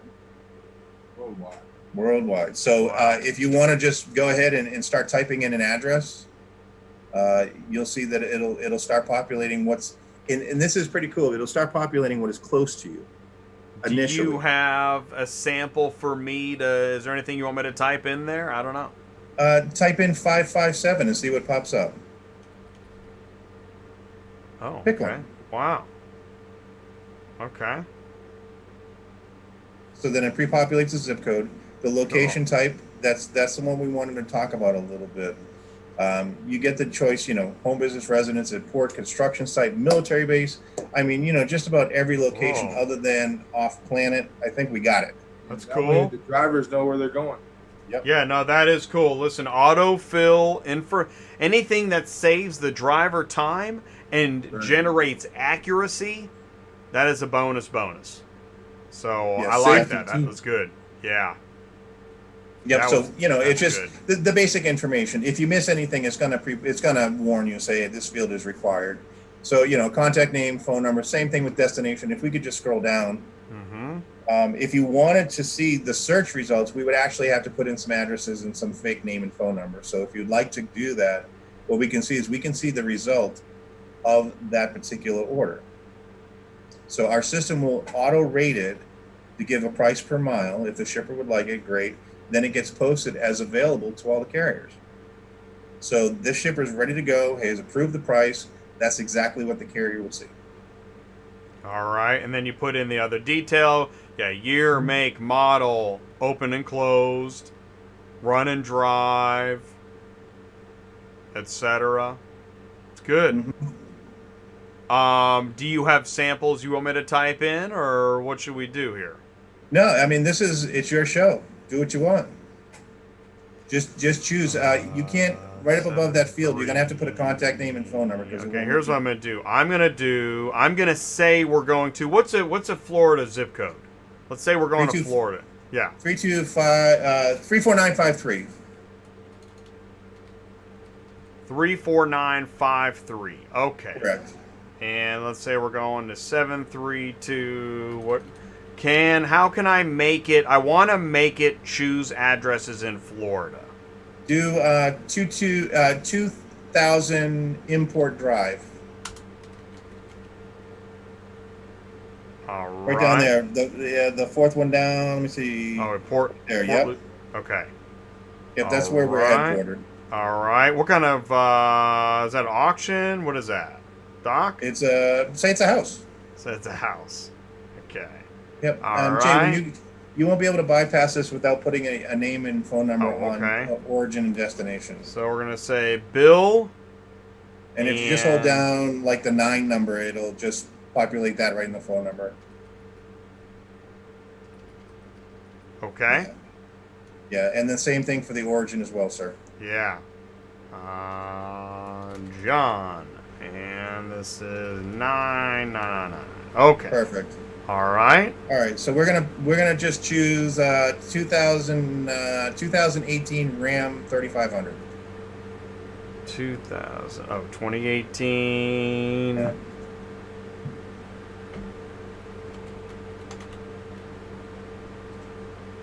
Yeah, but you just realized we have an Omni search in our system now. Sweet. The Omni search is you can start typing it and it's predictive text. That's what an Omni search is. I like it. So vehicle runs, yes. Modified, no. If we just keep everything copacetic without any changes from the factory, this is going to give us an instant price when you click on proceed. Say it's ready. Let's say it's ready tomorrow, and yeah, Saturday. Say Saturday. Okay. Okay. So what this has done is it's calculated based on the mileage, the price. Now, we have inflated the prices because we are carrier centric. This is what we want the carriers to be able to get. Yeah. So if they're okay with that price, the shipper says, yeah, we can go ahead and book this. Please don't, because my credit card's in there and it will get charged. Yeah. I was gonna say too is that now, does this change over time with? I'm gonna X out of this. Does this change over time with market fluctuations and things like that? I know, Mark at Superflow spends a lot of time on his car shipping calculator. What can you elaborate on that? Well, we want them to put it up for bid mainly. That's Okay. that's how you're going to get the best price. especially Right. if you got some time to let it sit up there, put it up for bid. But you're still going to get the book it now price is still going to be good. It's still going to be a good price. So yeah, if the shipper can't find a carrier and they're not bidding better than the book it now price, they can take it for the book it now price. Now, for any particular reason, and this is something we've decided, was that if we are upside down on a lane and a carrier says, I can't do it for the 1,056, I can do it for 1,200, we'll eat the difference just to take care of the shipper. Because, obviously this is a learning experience. And this is going to be, in my eyes and Mike's eyes, a community, because we want everybody to be taken care of, and we want to be the ones that are listening and to offer what they're asking for. You are embarking on a big adventure, right? I mean, this, Yeah. like anything else, like any other entrepreneur who's entering a business model, right, that has a lot of dynamics. And in fact, I want to take us into the next phase here. One of the things we talked about, and we're going to talk about it now, is rules of etiquette, which is going to help answer the question of, are carriers vetted? Because I saw that question in the live chat. So do me a favor, Mike, talk more about rules of etiquette. Well, we don't want people dictating the rates, of course. So, the rules of etiquette. Well, as far as the shipper side or the carrier side, which well, it's a good question. Let's talk about let's answer the question of vetting a carrier. So this would actually be carrier the rules for a carrier, so that a shipper knows that it's a qualified carrier. Does your system vet a carrier, and if it does, based on what criteria? Okay, so basically, we don't want anybody brand new, of course, especially when they're dealing with cars, to be shipping cars. So what we look for is, what company do they work for, first of all. I want to know what company they work for and whose name it is. Usually I'll give the company a call and see, if they, and verify them that way, make sure that, they're not giving anybody else's information. But, we look for a couple years experience, at least. We look for a good driving record. We look for fatalities and stuff like that. We don't want. We look for a good insurance track record. We want you to have insurance. A lot of these guys been working years and paying insurance for years, and we definitely want those people. We're not so strict on carriers right now, but we want people who are, have some experience behind their belt. I don't want to just start giving cars out to people who haven't been doing this for a couple of years. And usually I can tell, right away if they're vetted or not, because, it shows their record, it shows everything, how long they've been insured, how long the company's been around. We look at all that. Are you trying to be more specific of how we're verifying this information? Well, and so that's what we're getting into. So, and I also know this, is that everything has a version 1. So if you're, right now, if you're manually vetting a carrier by site and looking at things, that could be. That's how some things are. Some right now, I know there are companies that have been around for years and are still manually vetting each carrier. Maybe you're doing that now. Do you plan to have it automated vetting, or what? How do you see the system developing? Yeah, initially we do vet. We manually vet all of our carriers. We do call all of our carriers. We use the CSA and the FMCSA website, so we're on Safer Sys verifying their authority, making sure they're licensed and insured.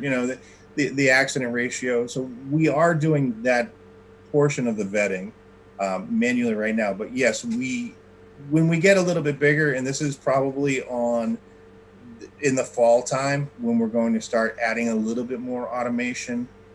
We do have a list. I'm not going to really get into some of the things that we have in development right now, but sure, it's safe to say that we do have a plan for that. Oh, and I'm sure you do. I mean, I know that in general, again, getting to the principle of this of the SaaS. Is this a SaaS, software as a service? It sure is. Right. Okay. So getting to the principle of the SaaS is that the point is to connect carriers with shippers without the need for anybody in the middle. And we Correct. know that that would seem to be a viable software service. And so you're developing that, and MotherLoad is not just cars. So if you're a hotshot, right, you can take cars or freight. Certainly.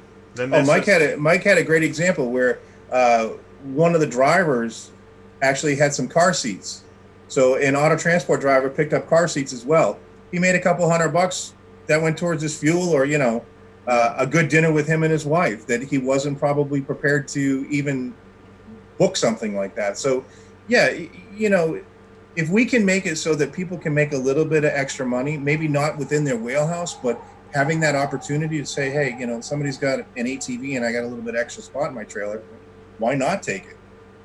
Yeah, so even these drivers that work for some of these other bigger companies, as long as they're driving under their, insurance and everything, they have, they're qualified to carry the load, then they can pick up even big or small just to make an extra buck because they're going that way. A lot of these drivers are coming back empty, and we want to make a broad spectrum of what they can pick up, make some extra bucks, pay for fuel or whatever else. You also mentioned, Shannon, this is a progressive web app. Tell me how, right? Tell me why your platform is different. All right. Well, here comes the freak of me. Yeah. The software freak of me. Okay. You're in my house now, Jay. Okay. All right. A progressive web app. It was originally designed by Google to speed up the internet for mobile use only. Now, it works, believe it or not, on every platform. So it works on tablet, works on PC, works on Apple, works on every type of mobile phone, whatever the process is. The difference with progressive web app versus a regular website, regular websites are responsive. So it's like one theme that condenses itself. If you're on a phone, progressive web apps are completely different. So what we have to do is we have to do a tablet version and a mobile version of the site. The reason being is a normal PC, you can use it as a tablet version and it works very well with the tablet as well. Mobile, you have to reduce it. We talked about the hamburger menu and those types of things. So we had to reduce as much real estate as possible for the mobile version. So they do look different, but they operate completely the same. Now, the progressive web app, the beauty of the progressive web app is that, one, we're the first people to have it for logistics. Progressive web app is, if you use Facebook Mobile, Uber, Lyft, Flipboard, they're all PWAs. And the beauty of this is it is data that's fed fast. You're not going through any other type of service. It's directly to an AWS server. We have one of the fastest servers available, and the load that we can take for all the traffic is just phenomenal. So we have really good load balancing. But getting back to the PWA, the ability of a PWA to give information quickly to people is very, very important. If you looked at the size of your Facebook app on your phone, it's probably a few hundred megabytes. This app, or the shell of the app, when it's housed on your phone, you can download it right to your phone, is about 700 kilobytes. So it's super, super small. So it doesn't take up any memory of your phone. What happens is when you ask it to do something, it's pitching it and pulling it back and giving it to you as a static image. So you can flip through the site very, very quickly, or any PWA. Like when you're on Flipboard or Facebook or everything, and you're switching pages and stuff, you notice that it has a very fast response time. It's because a lot of that data is served as a static image until it's needed more information. So it's a very, very clean, very, very fast app. And it also works if you're offline. So, yes. You can still flip from page to page. Yeah, and it's, get to the next page if you don't have signal. Because in trucking you're off signal several times a day, maybe. Yep. I mean, right? I mean, you're constantly moving around in some areas. Shoot, who hasn't had trouble with their signal even at home? Oh yeah. Well, we had trouble getting the link to get onto your screen. So thank you for like rolling it through until we could connect. We do appreciate that. Well, right on. You know, yeah. In fact, you guys you're in New Hampshire right now, right? That is correct. Awesome. That's awesome. I appreciate that information about the progressive web app because I know technology, you know, for some, it feels like we're in the weeds. We were talking about loads and trucking, and now we're talking about progressive web apps. But the thing is that the technology upon which the service or platform or load board or freight matching platform is very important to your user experience. And you don't want your users to have a bad experience. Oh, exactly. There are definitely other sites out there that have a mobile version that you can download from Apple or Google, and it is painstaking to wait for things to load. And that's because it's being served through the Google to make sure, or Apple to make sure that is a viable app and is still, you know, on their store, because they can shut them down anytime they want to. And then it's processed through whatever server farm they're using. If it's, you know, if it's a high rate server farm with a lot of, you know, tunnel throughputs, it'll be fine. But there's a lot of websites that it's just so painful that when we were talking about this, I said, that's what he explained to me. Originally, I was like, I want an app. Oh, it's got to be an app. And he was Right. like, no, you don't want an app. He's like, you need this. And he explained the whole PWA thing to me, and I was like, all right, yeah, that's what you think. we could put a shell around this and have it on the Google Play Store or it's pointless. It not really slow. truly is. This is fast. This is the fastest, the best of the best. Doesn't get any better. Yeah. That- and that when we is- have updates, we just push them right out. That we is don't have to interesting. wait to get them approved. Because you would think, yeah, we're going to build a new app. Yeah, Mhm. that's originally, and that's why we called it MotherLoad.App, because, you know, it is an app, but it's a progressive web app. It's just on the next scale, on the next level up from what these other websites are. All right. We covered Well, Jay, that. I'll ask you. Yeah. I'll ask you. You've been playing around with the site, you know, as a shipper and as a carrier. Have you found any lagging? No, Or does it seem pretty damn I was responsive? thinking that when you were saying that. No, I didn't. It was hopping around when what you called those autofill. What was the terminology you used there? Omni searches. Omni searches. It was Yeah. instant. It was. Yes, it is. And that and I also like. I think we all to some degree like when our search, when each character we type in, we're being guided to where we intended to go. Exactly. And it's funny because you went through the site, you had no issues, but it wasn't something that just kind of sprang upon you like, oh my God, this is so fast or this. It was just natural. It was organic. When things don't run properly, that's when you start to feel the pain points. It's like, oh my God, you know, I'm having such an issue with this. It's better to be just to float along and people think that, oh, you know, this is great. And they don't really understand the concept of they're being fed information so fast that it's just a natural flow. Even if they have a slow internet speed, it's still going to be very, very fast. Yeah. You were talking about, let's see, we also were talking about where you're headed next. We're at 9:45 and we're doing great on time. I know that, and I think there were a couple questions I missed. Do me a favor. If you have a question that you want to ask Mike and Shannon, please type it in the live chat. I'm going to start looking at the live chat actively to make sure that I ask all the questions that you guys have. I said I want to. I know there were a couple comments about U-Ship. You guys have any opinions on U-Ship? Who doesn't? Okay. Good. You know, they're USIP's not bad. Okay. They're good. They company. U-Ship for what they do. They. I know. When we have strong opinions about things, we have to parse our words because we're live. We want to Yes. get it right. I get that. Yes, and I'm not. They were the forefront. They really pioneered this whole aspect of shipping. So we got to give them that. We got to give it to Mickey, to Jay, and to Matt. What I feel and what I know a lot of carriers felt, because I was a broker on there initially, and I was an early adopter of U-Ship. It boiled down to that it just didn't work for me. I got in a situation where I had a carrier that I had been using for a couple of times. So whenever I put something up, I would tell him. He'd bid on it. Instead of us dealing directly, I thought, let's help out U-Ship. But unfortunately, he turned out to be a bad actor and took us for a few $10,000s of dollars. And he was allowed to stay on that platform. So, we want to be the people that protect our shippers. We want to protect our carriers. We don't want those bad actors. Yeah, I was thinking you'll have to get pretty good at weeding out the fraudsters.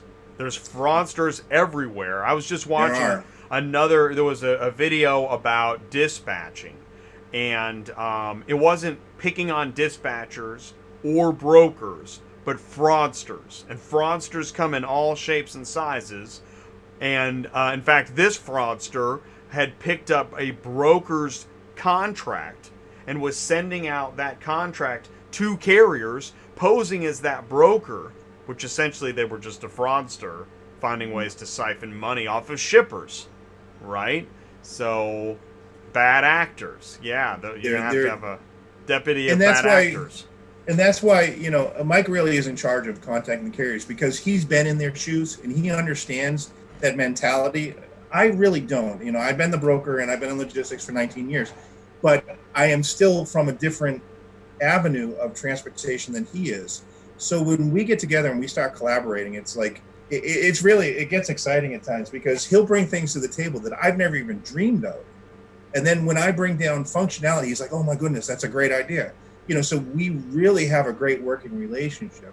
And I think getting back to the other U-ship platform, they kind of fell into that. They really didn't have the logistics background. And I think if Mickey Millsap had stuck around, and if Mickey, you're out there, I thought you did a fantastic job with U-ship before you left.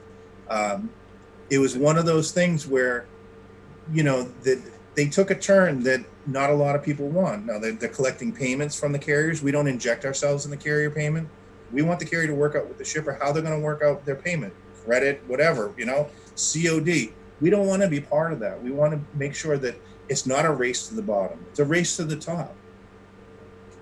Good one. Okay, I'm going to read this one. Okay, Vance Mattis says, what is the turnaround time for the shipper to accept the bid?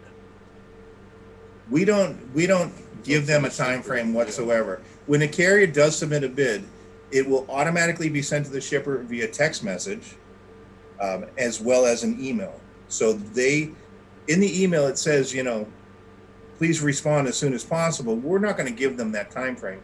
If a carrier has an issue with something like that, we have a toll-free number. We answer our phone. I mean, that's what we want to be. We want to be the people that are there to support the carrier. So if it runs into a situation where they bid on a shipper and they're getting ready to leave the area, by all means, call us. We'll call the shipper and be like, hey, you got a bid on this. You got a driver in the area. Do you like the price? Great. Accept the bid. Get this thing done. I just put your phone number. I just put your phone number in the live chat, and then email help at MotherLoad.App, right? Correctamundo. Cool. Okay, let's go to the next question. We've got one from, Jaron says, I am a broker, so this is trying to eliminate my service. Negative. No, I mean, and that's the biggest thing that we fight against every time that we post anything up on social media is the brokers say, oh, you're trying to eliminate us. No, brokers have a position. They have a position in the industry. But right now, the way we are designed, that we don't want brokers in there. Will we change that? We're contemplating that. Yeah, there's certain brokers that we do want. We just want them to play fair. Mm-hmm. We're not gonna bash brokers at all. That's not what we're here to do. And while you're there, some loads do require brokers because there's so much that involved with it, like low bridges or special routes they gotta take, and it's just sometimes it's better when there is a broker. But certain loads that they don't need brokers as well. Well, and I want to say this too, is that here's the thing also is that's important to remember is that, and I read that because I just said I'll read your questions, and so I'm going to. And so because we hear transparency, and then let's go ahead and see if we can be transparent. I'm going to read the questions, but I want to say this is that not every transaction requires everybody in the ecosystem. So if there are transactions that don't require a broker, it's not that the broker was eliminated, it's that no broker was required. That's a great way to put it, Jay. There's That's a great way to put it. Thank you. There's transactions that don't require a dispatcher. Oh, for sure. Right? There are definitely, but the thing we do know is for a transaction to happen in transport, you must have a shipper and you must have a carrier. Those things you must have. For sure. For sure. All right, cool. So here's another good one. Truckify asks, do you have a mobile app for vehicle inspections similar to the Truckify car hauling app? Well, if we were well versed in the Truckify car hauling app, we can answer that honestly. But honestly, I don't know enough about that app. Here's the good news: I happen to be well versed in it. So, Surprise! A car hauling mobile app is an app on a mobile device that allows you to, right, and you've got the pickup and you got the origin. In a car hauling mobile app, you can do the inspection, take photos, mark damages, get signatures or not. You can email the bill of lading. It's a digital bill of lading inside of an app to pick up and deliver a vehicle, and it takes the place of paperwork, and it follows through from pickup to delivery, and it's that bill of lading upon which you get paid by the broker or the shipper, proving that you, the transporter, did the work and you did it in a professional manner. All right. So our system, with in reference to the bill of ladings, is we actually are developing that. We're developing not just a bill of lading, but a release form and a load confirmation sheet that will automatically be digitized on a phone. Mm-hmm. Now, the inspection reports, yes, the development for that, it's coming. We pushed that back for that particular portion a few months because there's a couple other things that the carriers really wanted, and we thought those were actually more important at this time. But yes, we are working on the bill of lading section. We are going to have the load confirmation. We're going to have release forms. All of that stuff is currently in development.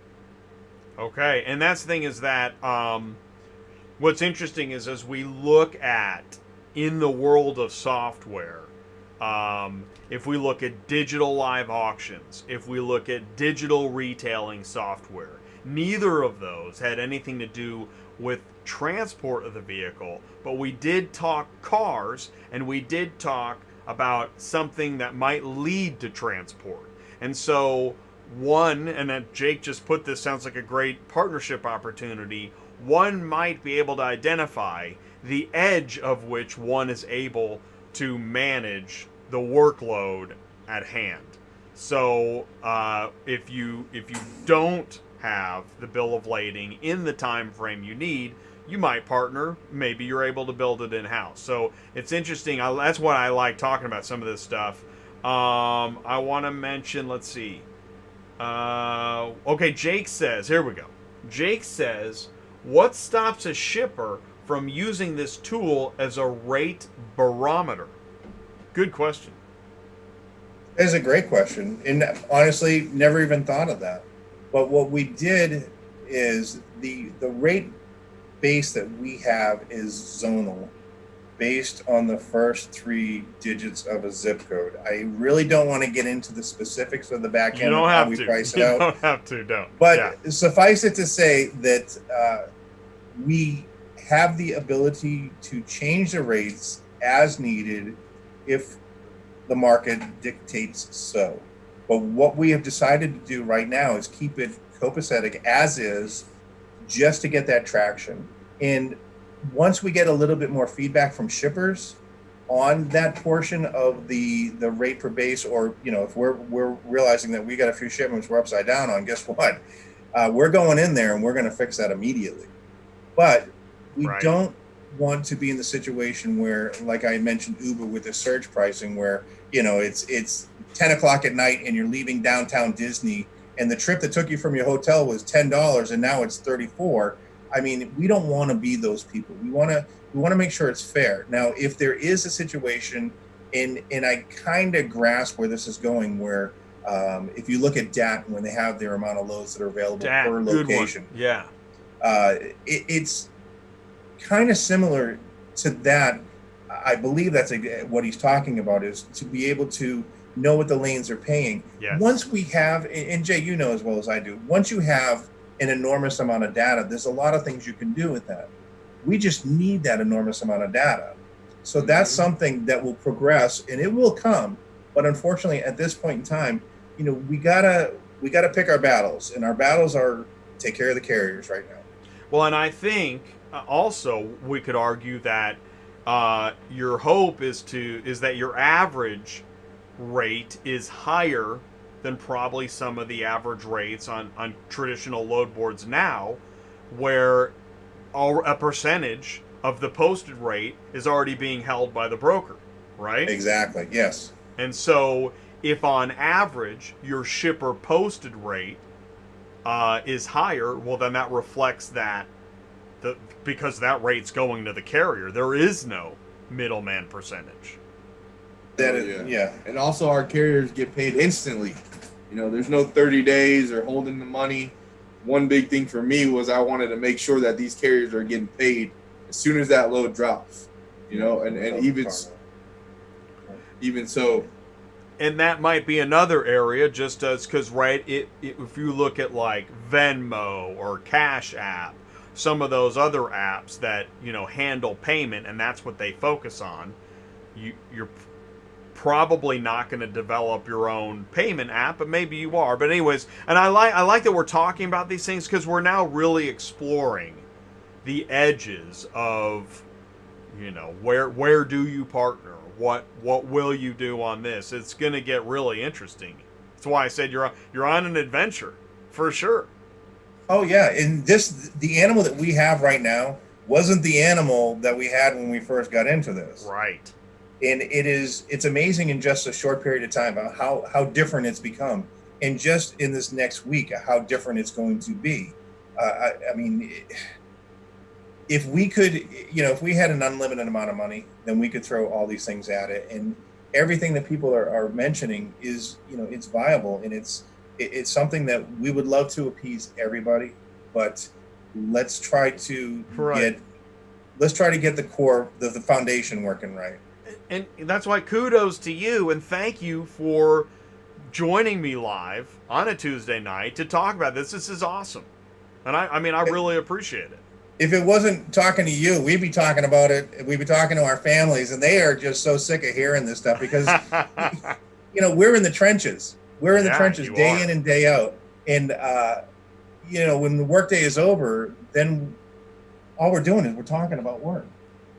We're trying to make this better. Yeah. And that goes like a lot of people will say, well, why aren't you guys marketing right now? We don't see you. Well, what we're doing right now, being just over 6 weeks launched, is we're taking what money we have and putting it right back into advancing the software even more. We want to sharpen our knife as sharp as it can be, before we put it out there. I know what you're talking about. Boy, do I know. Yeah, and so again, if you're not yet signed up as a carrier, go to MotherLoad.App and sign up as a carrier. Why not? Why wouldn't need carriers? It's free. Bad. Won't cost you a thing. And that's an honest statement. You need carriers. Yes. You need them. You need carriers because you've got shipments posted. You need carriers. Yeah, and then what we want to do is acquire as many truck drivers as we can, and I want to have them all on standby. Not charging them, so that when I go after the shippers again for the second time, right? It'll be a feeding frenzy, and I want my drivers to just have them there. So that's why it's important right now for these next couple months. It's free to sign up. It's not going to cost you anything. What I ask of my drivers to do is sign up. Get familiar with the site. Get familiar with how we work and how the site moves and everything like that.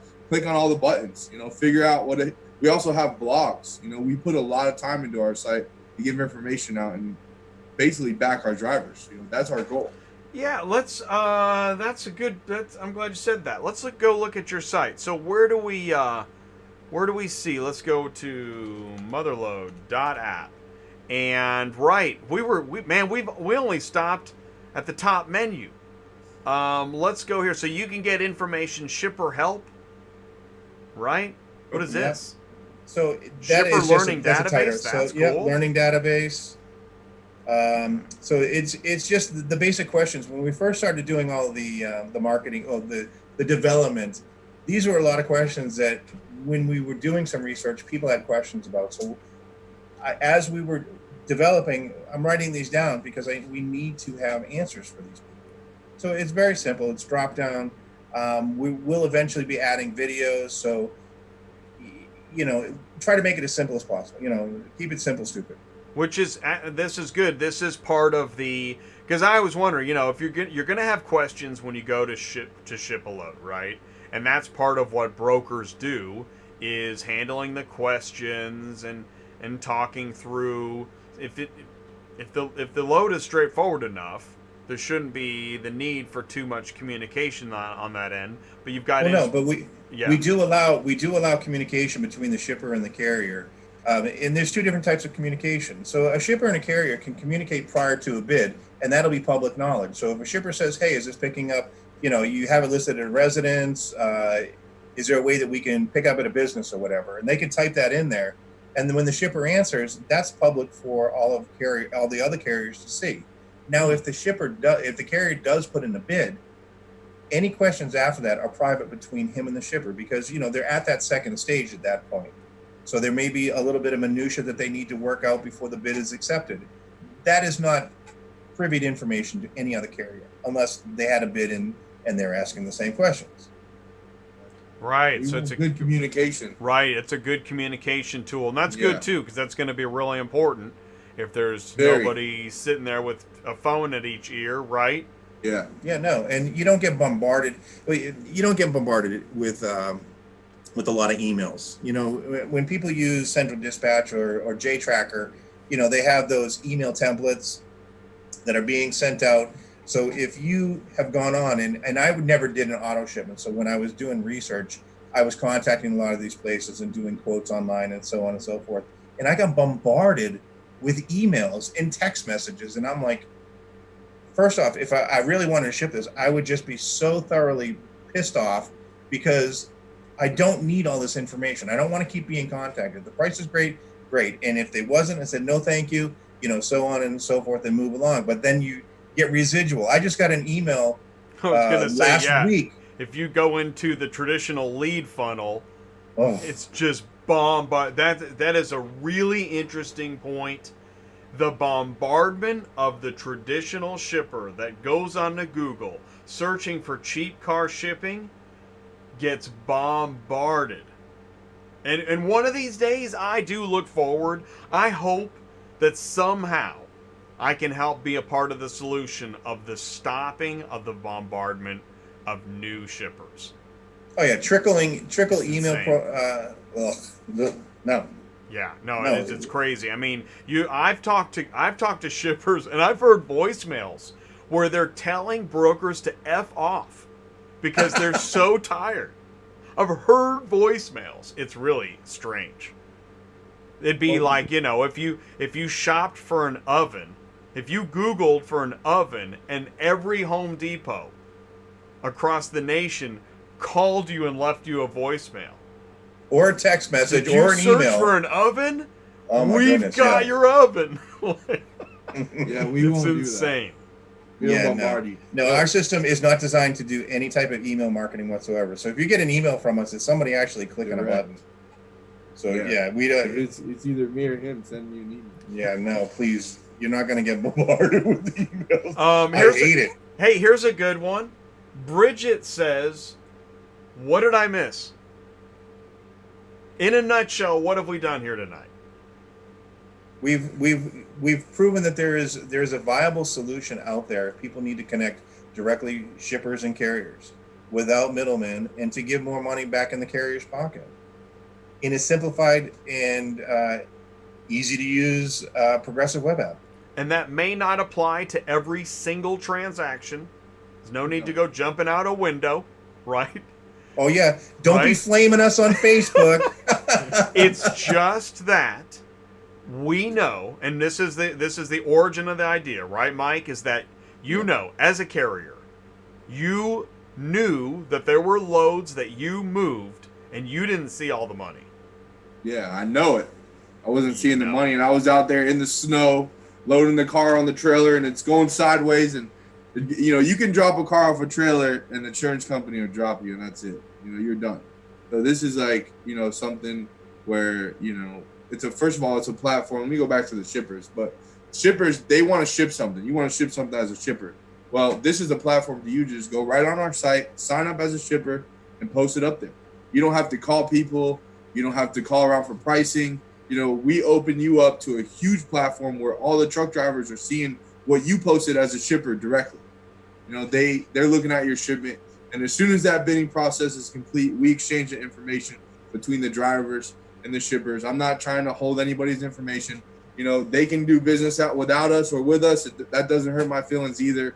But what my goal is to be so good that these carriers, when they get calls from shippers, say, hey, can you move this?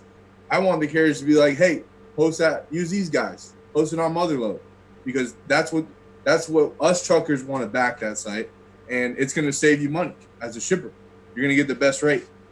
Right. So, I'm gonna throw in a couple more pieces of information. What we do ask the carriers to do is every day drop a pin where they are or nearby, wherever they are. If they're at home, don't drop a pin at your house. Just drop a pin and let the shipper know that the transport is still in motion. When the shipment is done, the carrier marks it off that it's been delivered. They get a notification that gets automatically sent to the shipper. The shipper looks at it and says, yep, it delivered. And from that point forward, they're going to leave feedback. If they decide not to leave feedback, the carrier is going to automatically get a 5-star feedback.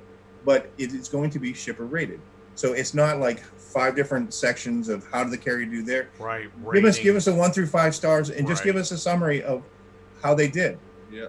Because that's going to show up on their profile. So when the carrier bids on another shipment, the shipper can actually click on the carrier's information. Exactly. It won't tell the carrier's name, but it'll tell them what level they are, silver, bronze, gold, and the feedback that they got. So that shipper may not always take the lower bid. If that's a 5-star truck driver and these shippers are serious and they're like, well, I don't want to take a risk. We want our drivers to be able to gain good, how do you put it? Reputation. Reputation. Yeah, no, and then actually you just made me think of like Airbnb. I mean, that's a cornerstone of how Airbnb phenomenal.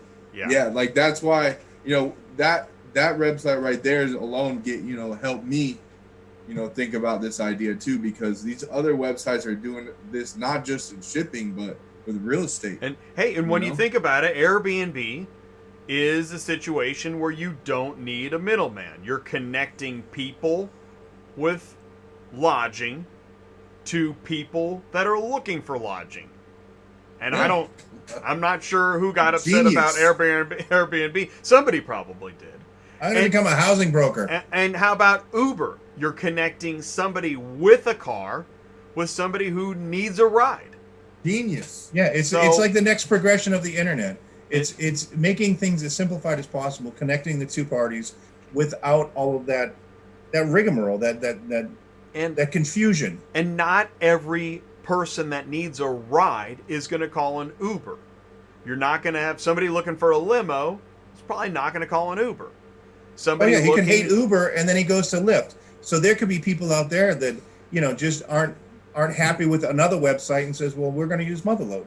So we're just another.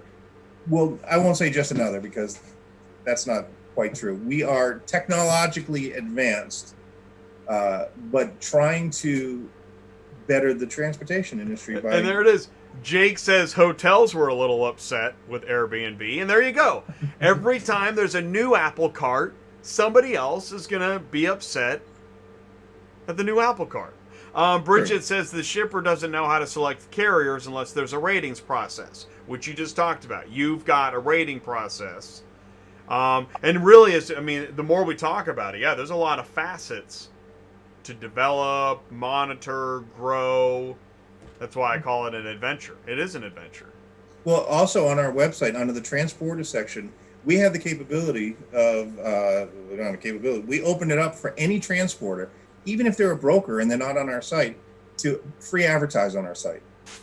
Ooh, now there you go. See, it's interesting you said that because free advertising is always an interesting option for a vendor to contribute to the process. I said vendor, but someone who's providing a service. If somebody Yes. providing a service can help the branding and promotion of the person they're working with, just like if you put if you're a flatbed driver, you have a flatbed, and if you can tell the shipper or whoever you're working with that you can do the branding for the final mile of delivery, well, your value just went up. Well, true.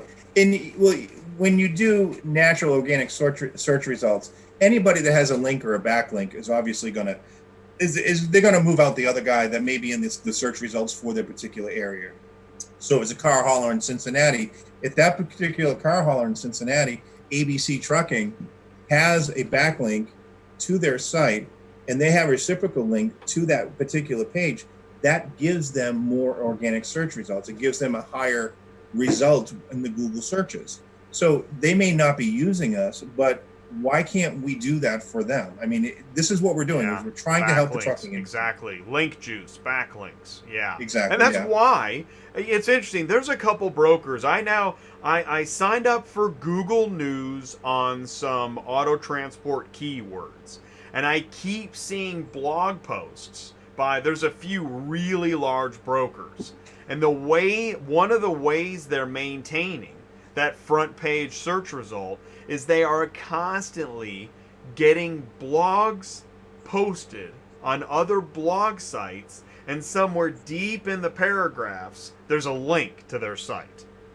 So it's really an advertisement disguised as education. And I mean, it's disguised well. It looks like education. Now, when I read it, I'm kind of bored. But if you had never shipped a car before, it probably looks like education. And if you can there's hundreds, if thousands, tens of thousands of websites where you can get your blog post posted. Yeah, Michael Culler says more SEO tricks. It's those SEO tricks that will help get you to the front of Google. So when people type in cheap car shipping, they find you sell their lead to 20,000 people, and then they get bombarded by phone calls, and that process just never stops. Yeah, no. What we wanted to do, and I like the way that you put that. In our blog, what we do is we just give a little bit of synopsis of what the blog is about, give a paragraph or two, and a link to the article. If people want to read it, great. We're not there creating full content. We have content and we are creating content, but a lot of the stuff that we do is just like the Google News alerts, where you find something that's interesting in the industry and you say, you know what, let's get that out there to people. Now, it's not our content, and we do hyperlink to those articles because we're not trying to build up that link juice for us. We're trying to help everybody else. So yeah, if you're a carrier, broker, shipper, whatever, you want to promote your company on our site for free, by all means, we'll create the article for you. We'll send you the link. You can just do a reciprocal backlink and just say, hey, you know what? I got another free backlink to my site, and that helps me with search results. And on that note, I mean, that's interesting because I do a video description, which turns into a blog post of every show that I do. So everyone that's been on my show has a backlink from Auto Transport Intel. But you know how many backlinks Auto Transport Intel has? Not many. You'll have another one tomorrow. Yeah. Now that is great news. There we go. I appreciate that. That's awesome. Well, we all need backlinks, and and it's helpful. I mean, SEO is really important in today's marketplace. It is, but sloppy SEO is very dangerous. Well, and nonsense blog posts, those are irritating. Yeah, you go to read an article and there's no real information. It's awful. Oh yeah, it's like it's a paragraph of nothing. In fact, it should just be called paragraph of nothing. Yes, and when you get your alerts and you have your particular keywords that you're trying to find articles and what's going on in the industry, some of those things are just absolutely foolish. I mean, you spend a lot of time weeding through a lot of junk to find some meat and potatoes that is actually important. And then it's just about Johnny Depp and Amber Heard. Anybody else tired of that? Right. Okay, hey, here's a question. Bridget says, if you have a section that the shipper can monitor their car in transition, that'd be cool because shippers are always asking if they can see their car in transit. What's your Yes. take on that? Yeah. Well, Bridget, Thanks, Bridget. Bridget, maybe you weren't here when we were talking about that, but yes, we ask the carriers to drop a pin every day of where they're located, where the load is. Yes. And if they got a bunch of cars from MotherLoad, obviously they're going to have to drop pins on a bunch of different loads. But we're not requiring any carriers And to you're get not the tracking. You're not tracking. You're not a tracking. device. Yeah. Oh no, because that Right. kills your battery. I mean, that's a data hog. That's a battery killer. No, we leave it up to the carriers. Like I said, we give them the tools, and this is how you do it. If you need help, we're here to help you. But these are the simplified tools. Drop a pin whenever you want. Or call the driver. Okay, here we go. Michael has got. Thank you, Michael, for reposting. I still want to know how you can tell how many years of experience a carrier has. A guy could have worked for 20 years for a car hauling company and just went out and got their own authority. Is he excluded? Well, this is Mike's gig Yeah, because I usually call the drivers. Oh, you And I do? talk to them. There you Yeah. go. I call Personal 'em- communication. Yeah, personal communication. Wow. And sometimes I'll ask them, what companies, how you work for. And, I'm sure there's going to be some carriers that get away and get in there that are new. It's probably going to happen. But for the most part, I like to talk to the drivers and just see what they think. That's and pretty cool. a lot of them, this is where a lot of our ideas come from this guy because he's talking to the drivers. Yeah. Hey, and you know what? Because that's what Ty does. Ty talks to everybody, and it's amazing what doors that opens. Just talking to people. Yeah. Oh yeah, because eventually you get to a pain point, and there's something that aggravates a carrier or a shipper. But those aggravation points, those are the things that we don't want them to become, moguls. We want them to be little bumps in the road, if not completely smooth now. In fact, on the opposite side of the transaction, you have many shippers that get really irritated with the traditional auto transport process. That's why it was a shipper. I shared it in Industry News. He said the way he went in a Facebook group and he said, "Why is this industry so corrupt?" That was his first sentence. And No you know how comment. many people feel that way? It's hundreds, if not thousands. That's why, again, I've heard voicemails, effing broker, effing auto transport, there's a lot of irritated shippers because, I don't even know how we open. That's a whole show. Well, I think we're ready for a new show, just so you know. Yeah. The issue, I think, probably with those situations there are too many chefs in the kitchen. Is Yeah. that the most eloquent way to put it? There are two. And some of the chefs are not trying to make a cuisine. No, we're getting carriers registered. yeah, Right. we're getting carriers registered left Yeah, and right yeah. now, buddy. Carriers are registered. Are you like, serious? One after Oh, yeah, the other yeah. after the other. Yeah. Really? Awesome. Yeah, I got to get out there. I'm going to start calling these guys. Thank you, guys. That's so awesome. All right, so let's post it again, and then I'll let you go. This has been a great show, and I think I saw a couple more. But do this. Here's what you do. Go to MotherLoad.App. Sign up to be a carrier. You can post loads as a shipper. You can accept loads as a carrier. The whole point of MotherLoad.App is to connect shippers and carriers direct. It Yep. may not We be need for drivers. everybody, but it might be exactly what some people are looking for. Right. Well put. It's almost like you've done this before. I know, right? A couple times. Back to and the vetted part. yeah, I'm not gonna be like, oh, you're not allowed. Like, there's a lot of cases where some of these younger guys that have a new authority, we'll give them a shot. Some of these guys, just like a lot of these companies gave me a shot as a driver right. that needed to make money, was somewhat of a responsible individual, and I needed to get out there and make money, and I got a shot from people. So we'll do that. We'll give you a shot. But if our drivers they start messing stuff up and they, we'll kick them off. Basically. Yeah, and it's going to show in their feedback too. But so. and so you're almost like a networker too, and that's cool. Yeah. So if one of these drivers, they call me, they're like, look, man, I don't have the most experience. I got a year or two, but give me a shot, and we'll do good business. And I said, all right, I'll give them a shot. I'll call them, because there's been times when I denied people, and they call me, and they say, hey, why'd you deny me? And I said, well, you don't have enough experience. And they're like, well, give me a shot. So I said, all right, you know what? We'll give you a shot. Don't mess it up.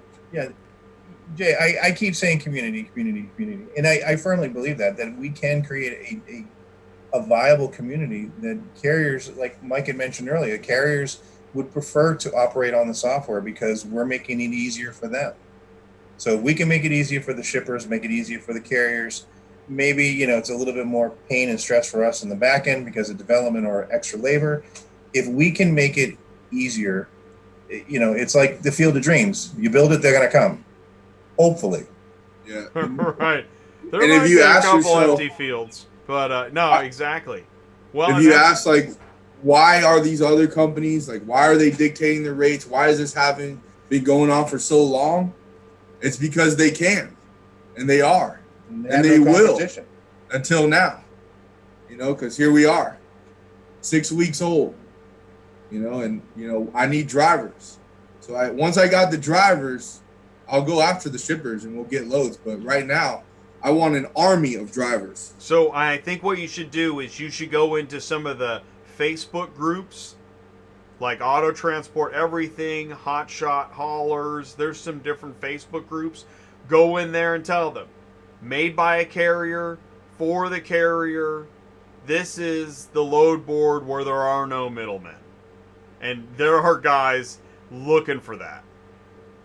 They're out there. Well, yeah, we have a lot of people signed up, but I need thousands, because we're at such a large scale that we're national, and we're going to worldwide, but right now we're national, and we have such a wide variety of different loads you can take.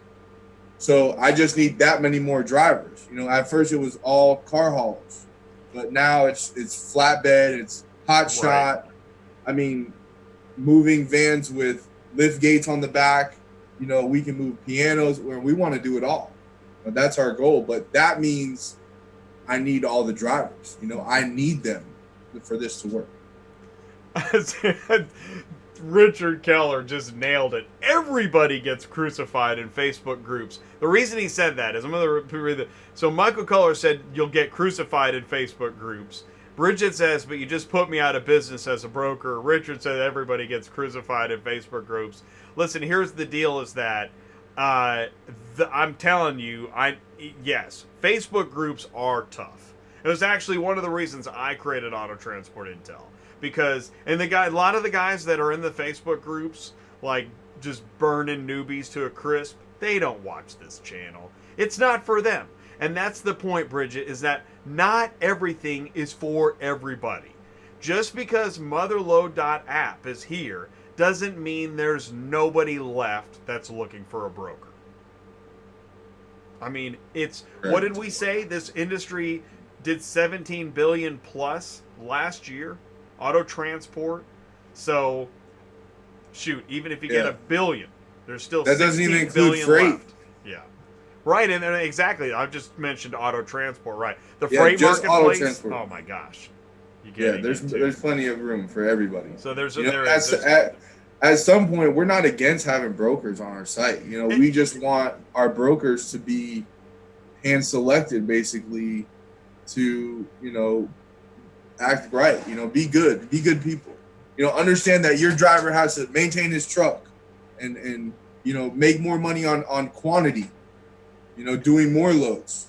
When we talk about competition, this is why so many carriers singe other new carriers on Facebook groups, because they're worried they're going to take their business. But there's thousands of carriers. There are tens of thousands of loads, if not hundreds of thousands of loads. Here's what's cool. Look at this. Adam says, I've heard enough to be interested. I just signed up on the website. I'm always networking and looking for more contacts. Awesome, Adam. Awesome. That's it, man. That's what we're Thank you, talking buddy. about. Just get signed up. If you're a carrier, why not get signed up? It's free. I'm still trying to free. figure out why you wouldn't. I don't know why you wouldn't. I'm over here losing money just to get as many carriers as I can, and not charging them to turn them away. Oh, once we charge them, they don't make money, that'll turn them away. So right now it's free. So speaking of, all right, Jake asked the question, who pays the percentage to MotherLoad, the shipper or the carrier? What's the business model? Here's Mr. Wonderful, Kevin O'Leary on Shark Tank. How do I make money? Make money on the shipper side. What we've done is we set it up so that there is a small percentage charged to the shipper. It's different on each category, different on volume, different on price. There is a full calculation done. So it could be anywhere, 8%, 5%, 13%, depending on what it is. The carriers, and we'll use UShip as an example, the carriers aren't going to have to defer that cost to the shipper. So there's not going to be that 40% markup to the shipper. That's what they're paying for a fee. Right. It's nothing like that. It's a flat fee. Shipper pays. The shipper pays. It's a booking and that's fee. what a carrier wants to hear. They're the ones looking for a carrier. They should be paying, right? Exactly. Yeah, exactly. Well, a truck driver finally made the site, so that's just how it's going to be. We don't want them. Now we're just having fun. But, man, we've had a lot of fun. I've kept you a long time. Dude, I told you we'd make it to 10:30. We did. It's 10:26 Central Time.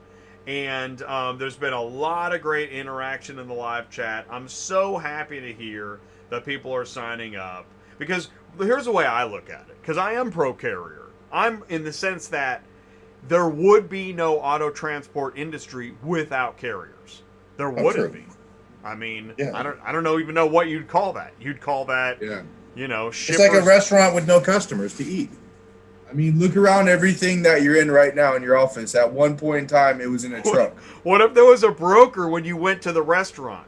The customer walks in the restaurant, says, "Hey, I'm ready to eat," and a guy walks over and goes, "Really? What do you want?" Really? Well, we have really good seating. There. He doesn't work there. He gets in the middle. Oh yeah, that's interesting. Listen, man, everything has a place. This industry is full of verticals. It's a giant industry. Thank you for bringing MotherLoad.App to our attention, for spending the time with us, answering our questions. It's awesome, man. I appreciate it. Thanks for having us, man. Say what? Did we leave anything out? Any last questions? So much. No. I saw a question about Bridget, how we verify the insurance. We're doing it through the FMCSA. We're on Safe Assist just to make sure that they do have valid insurance. If we have any questions, we ask for their authority packet. Eventually, that will be all automated so that we'll have live updates. So if somebody goes out of service, instead of us having to continually check on our carriers, it will be done automatically. So there is a lot of development coming, but like I said, that we have to pick our battles right now. And I just put in the live chat. The link to Safer Sys. If you don't know what Safer Sys is, it's a great way to check the records of it's carriers. They don't have brokers on Safer. No, they right? do have brokers. Do they? Yes, they have brokers. Okay. Yep. Okay, good. So it's a good way to monitor everybody. Because I saw a video where someone was talking about go ahead and pay for the D&B report, and I'm thinking, I don't know anybody that does that. No, they probably work for D&B. Right, exactly. Hey, great. I'm going to go to B&B. I'm going to go to the Better Business Bureau, and I'm going to pay to be accredited. It's the same thing. You get this A+ accreditation, but you have all these bad feedback. I think brokers can pay sites to get accreditation anyways. In this case, we're talking about trying to find a way to verify without it being a paid accreditation. And Safer is a government-run site where this is connected to the DOT and FMCSA. This is what the records are. So, and it's all live. All the information on there is live. So somebody goes out of service, and we've had carriers that have come in and they've listed the wrong MC number or wrong DOT information, and we've gone in there and noticed that it's wrong. We just put them on hold, and then we do a little bit more research. Maybe they entered their DOT number wrong. Maybe they have, the parent company name versus something else. So we are going through it and verifying that. And if there is an error on the carrier side, we just let them know. Say, hey, it said there was no insurance. Can you send us some information? Or the DOT number was wrong. We corrected it. You're activated and you're live. So once we activate them, it just automatically sends them an email. And we've also developed an email from ourselves that we send to shippers saying, thank you for signing up. For carriers. And that was actually a tip on the fraudsters that I had heard, is that everybody should check when you're looking at a dispatch sheet compared to whether it's a shipper, a broker, a carrier, is check phone numbers, check addresses, try to match up who you think you're talking to with who you're actually talking to. Yeah, and like you said, there are bad actors out there, and they're pretty good at being bad actors. So, it's our job to try to be as good checking them out or better by eliminating them. So, it's always going to be whack-a-mole in this industry. But, hopefully we got a big enough hammer to whack these moles. Ooh, here's a good. Bridget says, what if I sent you a shipper? How would you pay me a little something something? What are you looking for, Bridget? Right. You looking for dinner? maybe advertising. I don't know. That's it. But we're thinking outside the box, which is how we got here. Well, Bridget, you need to go to the transporters link in the menu and advertise your business for free. That's the first thing. And then if you bring us a shipper, let us know. We have no problem sending a kick. We'll work with you. Yeah, I mean, everybody wants to make money. Everybody wants to make money. And that's the only way we're going to survive as humans right now. Yep. Because, it is the root of all evil, so to speak. But we just want to make sure that if somebody is helping us out, we are helping them out. And I think people are probably grasping that, we're not these investors. We're not some high-powered people. We're just a couple of regular guys that have been knee-deep in the trenches, and we're trying to make it better for everybody. That's actually my favorite part about doing these interviews, is that we've all sat through boring corporate webinars. I sit through more than most people. And you can tell when you're listening to somebody that you think you're interested in learning more and doing business and finding out more about their service, their software, their company. And I'm pretty sure that if you're a carrier and you're looking for something a little more up the pro carrier alley, you're going to check out MotherLoad.App. In fact, Adam says, I've already seen my email. I'm just waiting for you guys, Mike, to call me. Yeah. That's so cool, man. We're busy, Adam. Come on, man. I'll call you. Thank you, Adam. I got a lot of calls to make after this. I'm watching that this. Is so awesome. And I said I'm not making any promises. I mean, I didn't know what would happen, but I'm really glad. I'm really glad to hear that. And as I said before, I mean, I have a lot of different shows, but I believe that this is a gigantic industry. We're going to see a lot more digital ideas and solutions. So, guys, thank you so much for bringing MotherLoad.App to us tonight. Thanks for having us, Jay. One more thing, Jay, Okay. of like how powerful I really want this to be. When I worked offshore, I'll give you an example.